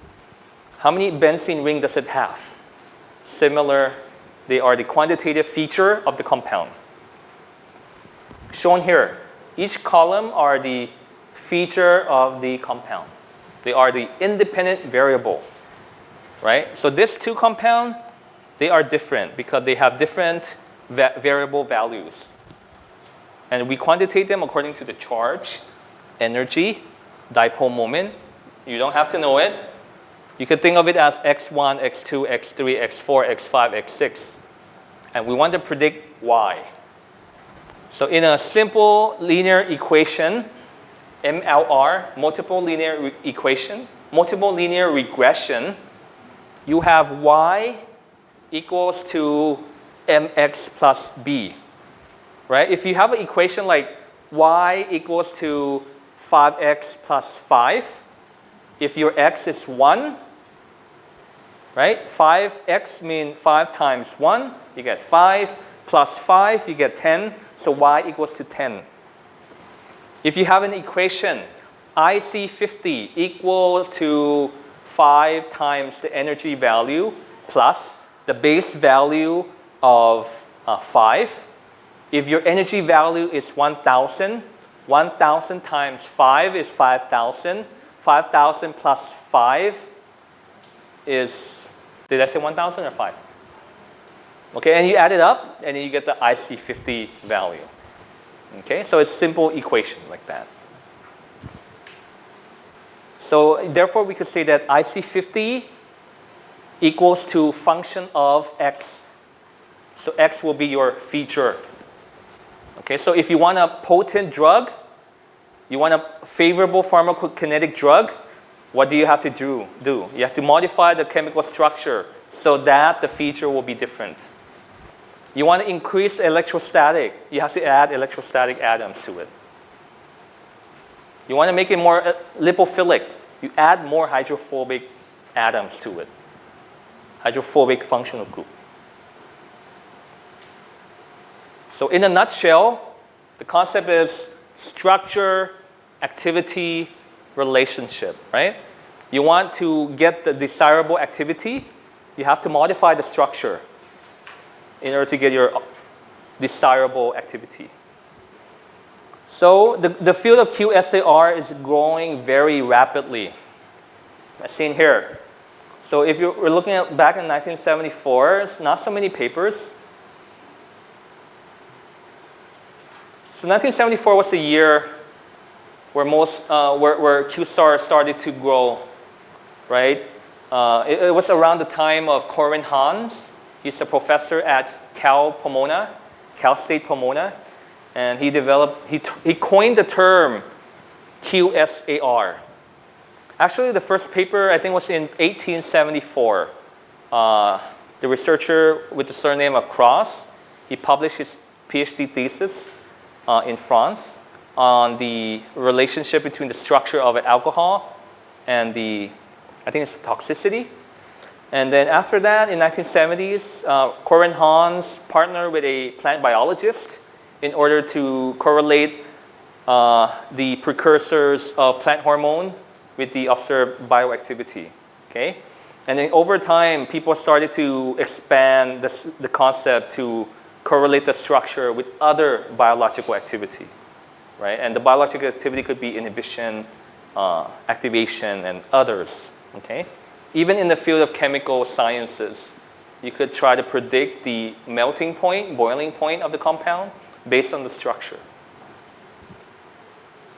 So this is a typical workflow of a QSAR paper, of a QSAR project. So if you zoom in, you will see that you have to compile a data set from a database or from the literature. You get your initial data set, and then you have to clean your data, right? You do a series of cleaning of the data. You remove the redundant, overlapping molecule, take it out. Any missing value, fill it in. If it's not fillable, take it out. And then you get a final data set that you have already cleaned. So all of this step is called data pre-processing, or you could call it data curation. So you make the quality of the data higher. You increase the quality by taking away the missing values, and you're annotating the data set, making more high value. And then from there, you will do a series of preparation in order to create your model, split the data set. Once you have created the model, then you get the resulting features. Which feature are important? Which feature are less important? And then in order to figure out whether your QSAR model is reliable or not, you want to reshuffle your model and build the model again. Okay, so this is too much detail for an introductory lecture, so we're going to skip this out. And so I think the importance lies at the feature importance step here, right here. So in order to, I mentioned about deriving a set of rules in order to design a good and bad drug, right? So that set of rules comes from this step, feature interpretation. When you create a multiple linear regression equation, right? You get an equation like y equals to 5x plus 5. 5x, the 5 and the x, the 5 and 5x is the regression coefficient. They are the weight value. They tell you the importance of that variable. So imagine you have y equals to 5x plus 5. If you change 5 to become 0.5, does it influence the resulting y more or less? Let's draw it here.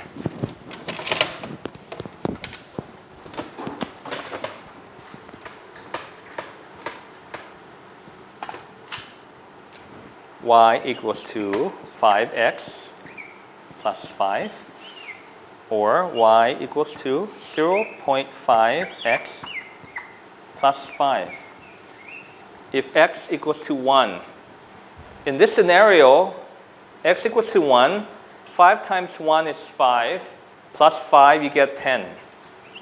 In this scenario, x is 1, right? 0.5 times 1 you get 0.5, plus 5 you get 5.5. So 0.5x will affect the resulting y value to a lesser extent. Therefore, the weight of 5x is more, and the weight of 0.5x is less. So this feature is important. Whereas in another model, this feature is less important. Okay? So this is the regression coefficient. They tell you the relative weight of that variable. So whether the variable is important or not depends on the magnitude of this value. If it's 0.005, it barely modifies the base value of 5, right? So same concept. When you have a more sophisticated equation like IC50 equals to 5 times the energy plus 0.01 times the solubility. Okay? And whenever you know the energy value, you plug it in. You know the log P value, you plug it in. And then you get the IC50 value. Okay, so QSAR is right here. This is very simple. We're going back to, is it elementary or maybe high school mathematics, right? Y equals to mx plus b, right? But we're using it in the context of biology. So the impact is there. Using this simple approach to make sense of big data. Okay, that's the important part. So this is the equation. And looking at the value of the regression coefficient, they tell you the feature importance, right? They are the feature importance. If the value is high, this feature is important. If the value is low, this feature is less important. So here in this equation, energy is more important than log P because it influences the IC50 more.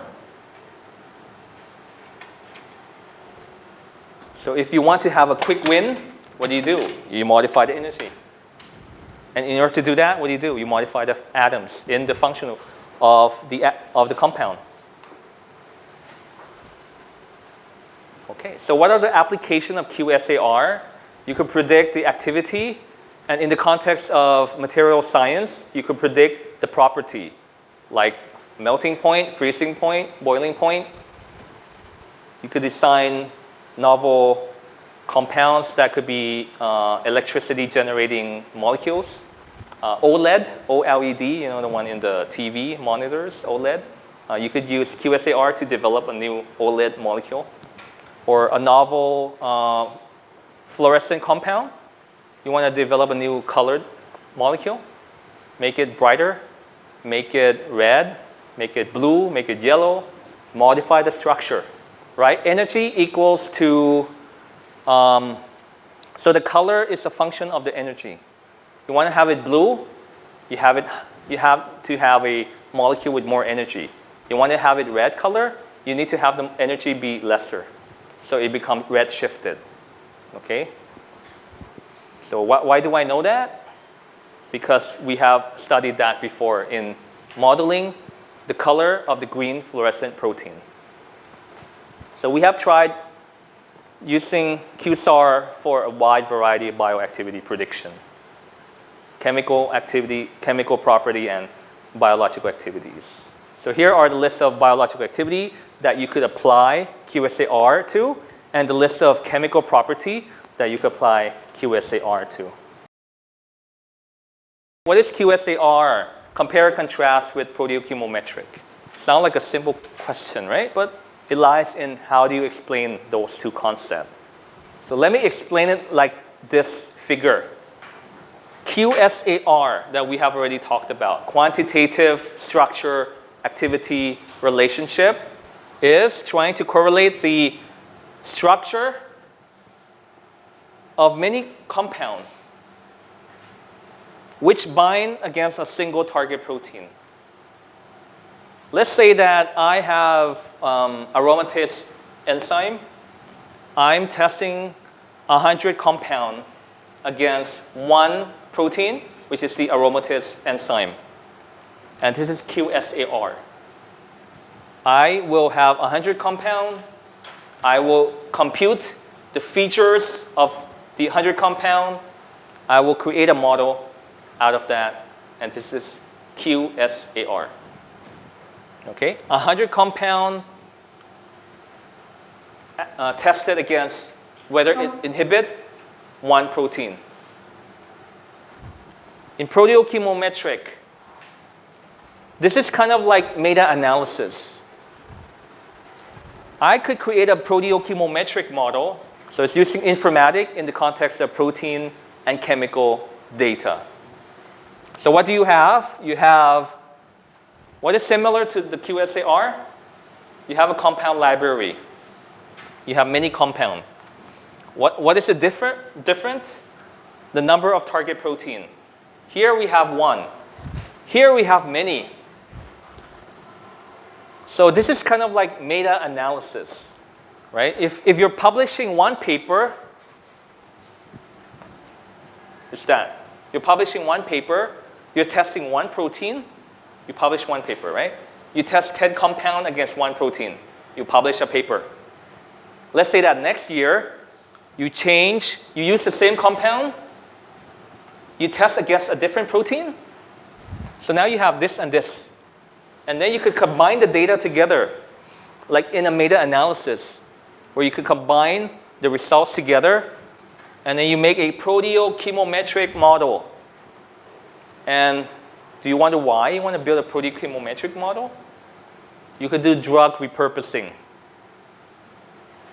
Okay? Let's say that in 2018, you have 10 compounds or 100 compounds. You test against protein A.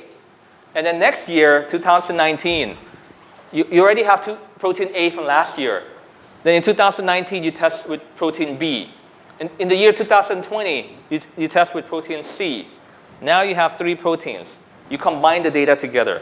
You have the same compound with 3 different proteins. Compound A, and then you have the IC50 when it binds with protein A. You have the IC50 when it binds to protein B and C. So you have this data and this data together. You create a proteochemometric model. So the beautiful thing is you could study the selectivity and the specificity of the compound to another relevant protein. Yeah, so imagine that the multiple target protein could be the members of the kinase family. You have 100 compounds here, and you have, let's say, 100 protein family members. So you have a data matrix of 100 compound by 100 protein. So what's the possible combination? Theoretically, 100 multiply 100. you get 10,000 possibilities. Meaning for each of the 100 compound, you will test against all of the 100 protein. And you do the same thing for the second compound. Do the same thing for the third, and until the 100th compound. So theoretically, you will test 10,000 times. You have 10,000 bioactivity points because you have 10,000 pairs. 100 protein, 100 compound, 10,000 pairs. However, do you need to test all 10,000 pairs? Maybe not. Maybe you ran out of protein 50, and maybe you ran out of compound 100. You synthesize or you purchase a fixed amount. You ran out. Nothing is left. Do you have to abandon your project? No, because you could fill in the blank. If you have missing protein, you have missing compound, you could fill in the blank. You can even combine data from other papers. You don't have to do it yourself, but make sure that they are using similar assay as yourself. So instead of relying only on your data, in-house lab data, you could combine your data with other people's data. You have one big data. And the beauty of proteochemometric, you combine it together, you build one unified model. So think of it as like a meta-analysis of the QSAR. So they call it proteochemometric. Okay, so that's your exam question. Okay, compare, contrast, QSAR and proteochemometric. Okay, so let me reiterate this. QSAR, you're looking at the structure-activity relationship between a set of compound against a single target protein. In proteochemometric, you're investigating the structure-activity relationship of a set of compound against a set of proteins. Okay, that's the definition. How can you use QSAR and proteochemometric? You can use the identified feature from the coefficient, the regression coefficient, as a guideline to decide whether what feature are important for good activity and which feature are required for bad activity, and use that as a guideline to design your drug. How can you apply proteochemometric model? You can use it to understand the specificity and the selectivity of the compound against different target protein. Right? Selectivity and the specificity of the compound against different kind of protein when it's interacting. And how you can make use of that, you could use it to do drug repositioning, right? So the concept of drug repositioning is relying on the similarity between the protein and the similarity between the compound. So proteins that already have some drug that are capable of interacting with that protein, we could also harness this similar data to inhibit another protein that is similar to it. Okay, so therefore we can solve the problem of orphan receptor. Okay, so orphan receptor is a protein that doesn't have a known FDA-approved drug for it. So they call it orphan. No drug against it. But because we use the concept of molecular similarity by doing some cheminformatic analysis, you could draw a link. You draw an inferential link that compounds that can inhibit A, and because protein B is similar to protein A, therefore this compound could also interact with protein B. Because A and B are alike, and if compound inhibit A, then logically it could inhibit B as well. Okay? So you could use that for drug repositioning. Okay, I think that's the core of this talk. So let me do a summary, right?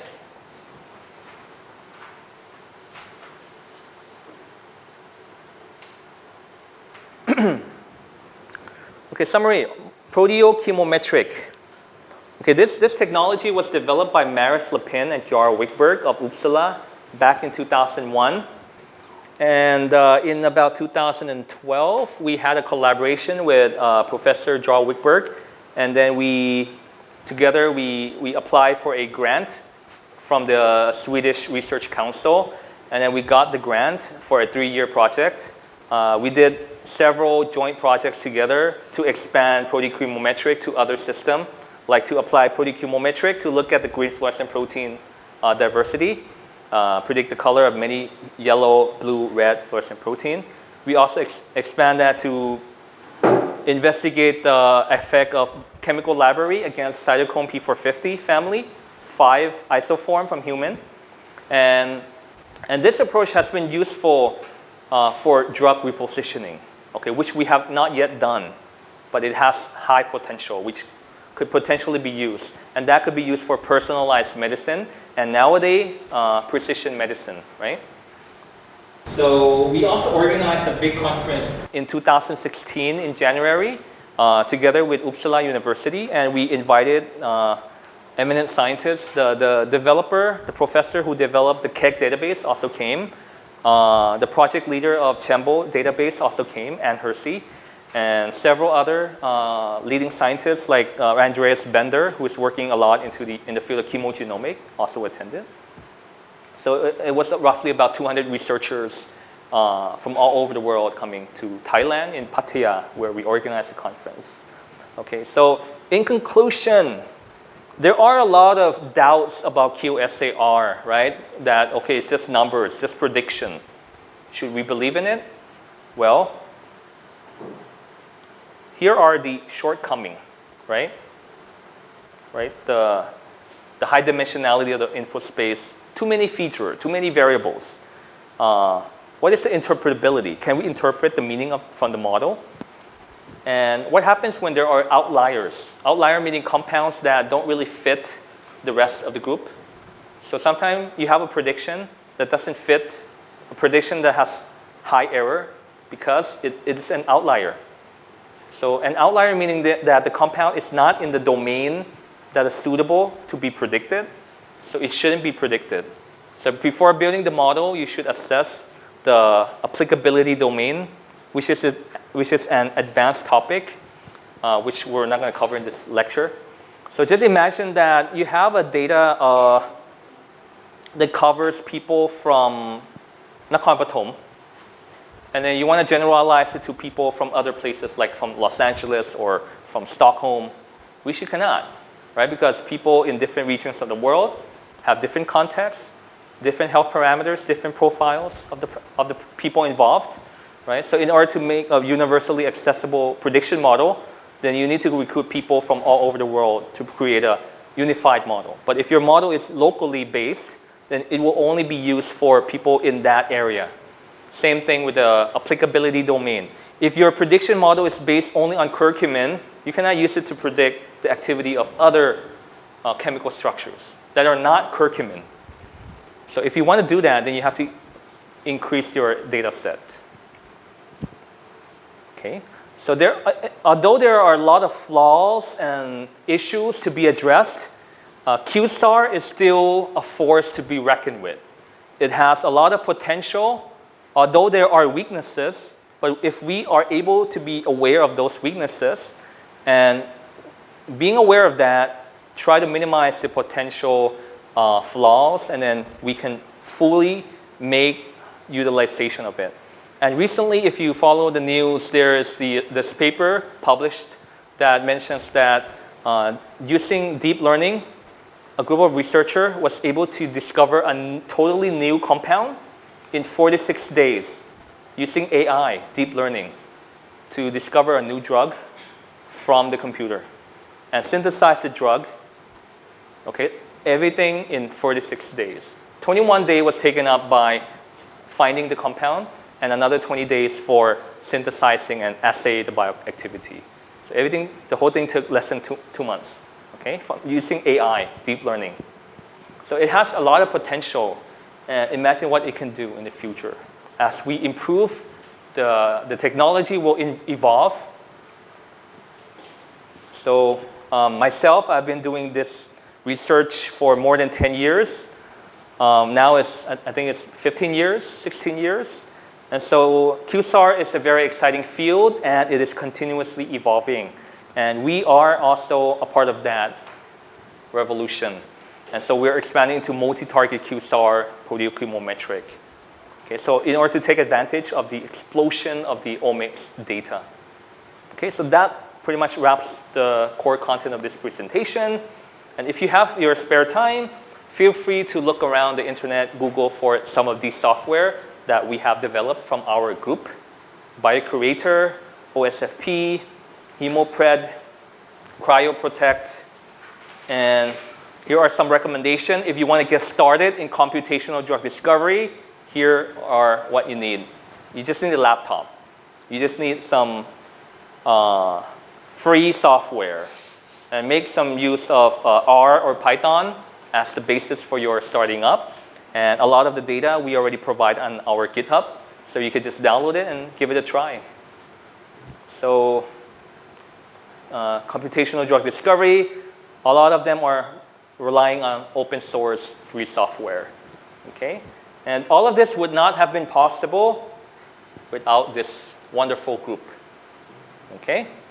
So thank you for your attention.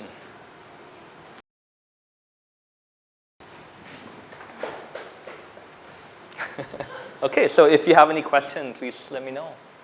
Thank you for your interesting talk. How do you make sure that the model that you developed is not the wrong? Okay. How can you test? Right. Okay, that's a very good question. So I think that's one of the common questions is how reliable is the model, right? How confident can you be in the model? So there is a field called assessing the probability, the confidence of the QSAR model.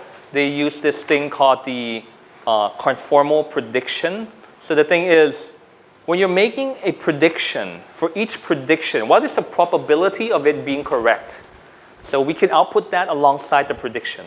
So if we get the IC50, we also get the probability that this IC50 has a probability of 0.99%, meaning that we're 99% confident that the prediction will be accurate. However, some compound will have a probability that's maybe lower, 60%. Let's say that we predict IC50 has a value of this number, and the probability is 60%. So therefore, we have low confidence in this prediction. And the confidence depends on the applicability domain, meaning that the query compound that you want to predict, how similar are they to the training compound? What are the training compound? Compound that are used to create the data that are used to make the prediction model. So let's say you have a set of curcumin, and your query compound is a coumarin. It's not a curcumin. Okay, it's totally different, and the probability will be very low. But if you have a curcumin derivative, which looks like the training set data, then the probability, let's say, is 80% or 85%, depending on the similarity of your query compound, the one that you want to predict. If it's similar to the training, the probability will be higher, and the more confident you can be in the prediction. So you have to do the applicability domain. That's very important, and a lot of, we're planning to adopt that. We're planning to have a two-step QSAR model prediction. First step, compare the compound with the training compound. How similar are they? If they're too different, then tell the user, this compound is not workable with our data set. So we can say like, this compound is outside the domain of our prediction. Or we could just say, because it is outside the domain of our prediction, but the probability will be lower, therefore use the prediction at your own risk. Okay, so it's like kind of like a disclaimer warning the user.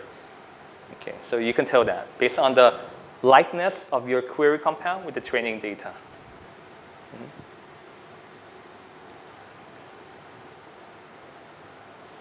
I can add to that question. Right. Even we have the model, but at the end of the day, we would like to do it on the assays. This model is working. We want to perform on the cell assay or biological experiment to validate how good the model is. That is the final outcome. Even though we have got many models on this,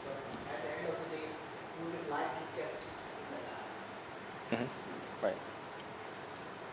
Thank you. So it means that we can't skip the in vitro experiment. Going to It has to go hand in hand. So you have the experiment and you have the data. So the thing is, in order to create the data, in order to create the prediction model, we rely on the experiment to generate the initial data. Once we have the initial data, we use the computer model to fill in the blank. And the thing is, once we identify potential hits, we will test it. So then we need to go back to use the experimental again. And also, using the computer is kind of data-driven, meaning that it will help you to save time and effort in order to preliminarily assess the feasibility of using the compound. And if computationally, it says that this compound might work, we're 80% sure that it's going to work, then we could try it. But if the computer says, okay, this compound won't work, then we could just skip it.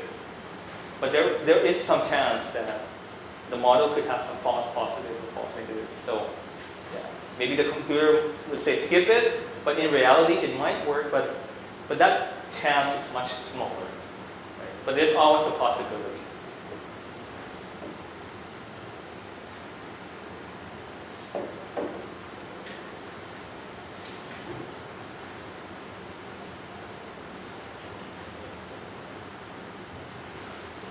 Other question? It could be any question.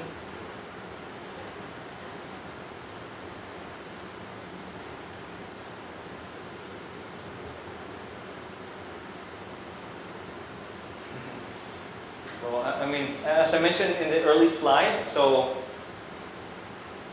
I'm aiming to make this field more accessible to general public. So that's why I created a YouTube channel. So I mean, if you would like to learn more, then you can go ahead to the YouTube channel. It's called Dataprofessor. You could enter that URL, or you could go directly to YouTube, search for Dataprofessor, and you'll likely find it. Okay? And if you find it useful, I mean, we're gonna release more content. So we're gonna have like tutorial, step-by-step, how to use R, how to use Python, how to use Weka. Okay, so it will be both programming or even GUI, point and click, data mining software to analyze the data. So it's purely educational and it's for the love of science, for the love of data science. So we've been publishing papers, but the thing is, the fun is kind of subsiding, but also the fun is also in educating, so trying to make it more accessible to the wide population. So that's why we want to make a YouTube channel. And that's why we brought our camera here as well. I think it's a very exciting field. Data is everywhere. You have the Internet of Things, right? You have your mobile phone. Even there's an application called IFTTT. If this, then that. Theoretically, you could program your phone to be able to recognize some events, like if the GPS location changes, add that to your Google Sheets. If you take a new photo, automatically upload it to Dropbox, automatically send it via line chat to your friend. If it's going to rain tomorrow, email you that it's going to rain tomorrow so that you can prepare to bring your umbrella. Right? So you could have a trigger, like a threshold. Yeah. So if the precipitation rate is going to rain more than 60%, email you, give you a reminder, bring your umbrella. You take a new photo, email to your friend, okay? So you could use this to do so many things, a lot of threshold, a lot of trigger. Yeah. I wonder maybe in the future if we can have something like, if the cell density reaches this level, automatically email you so that you can awake you from your sleep and rush to the lab and continue with your experiment, right? If the cell density reaches a certain level, right? Maybe in the future that will happen. Yeah, we can only imagine that, right? Yeah, so that the PhD thesis will finish much quicker. Right. Yeah, so everything is about data, data-driven. Yeah, all the transactions that we make, all the purchase that we make, at what time, what objects did we buy together, right? Association analysis. We buy apples and oranges. We buy peanut butter and bread. And they have a promotion. They put it closer together. so that we could buy this and we also buy that, right? Or maybe when you do shopping, you will buy one object and then they say that 95% of people buying this object is also buying this object. So they're monetizing on that fact based on the association that people buying this will buy this. So once you buy this, they say, do you want this too? Like when you go to 7-Eleven, right? They ask you, "Ao khanom jeeb, salapao," right? If you buy this, do you want this too? And then you might as well say, okay, sure, right? Maybe you buy a laptop and then the store say, do you want a mouse with that? Do you want an adapter? And then you'll be like, okay, sure. You want a bag along with that? Let's have a bag. And then you'll be like, okay, so the benefit will be demonetized, right? The store will make more money. So everything is about data-driven, right? Even refrigerator are becoming more smart, right? If it runs out of egg or milk, it will automatically have a sensor, tell the top supermarket to automatically send the milk and egg to your front door. So everything is programmatic. So in this thing called Internet of Things, everything is connected by the internet. So your microwave, your television, everything, right? Now you could send videos from your phone to the TV, right? You have Amazon Echo, you have Google Home, right? You just ask Alexa, what's the weather like today? Should I bring an umbrella tomorrow? Alexa, can you open this YouTube music on YouTube? So everything will be voice activated, right? Or maybe it will learn from you. So every time you go home, it'll open the music that you like, right? It'll learn from your lifestyle. Everything will be kind of like coming out of the sci-fi movie, right? Yeah. Imagine how you could make use of that for your research. Yeah. Maybe your mass spec machine will learn from your previous experiment and propose to you, why don't you try this compound? I don't know, maybe AI will be that smart in the future, right? It will help you to design your own experiment. And then you'll be like, oh, okay, thank you, mass spec. And then you do the experiment to verify that. Yeah, I mean, possibility is pretty much endless. Yeah. Right. Thank you for your attention.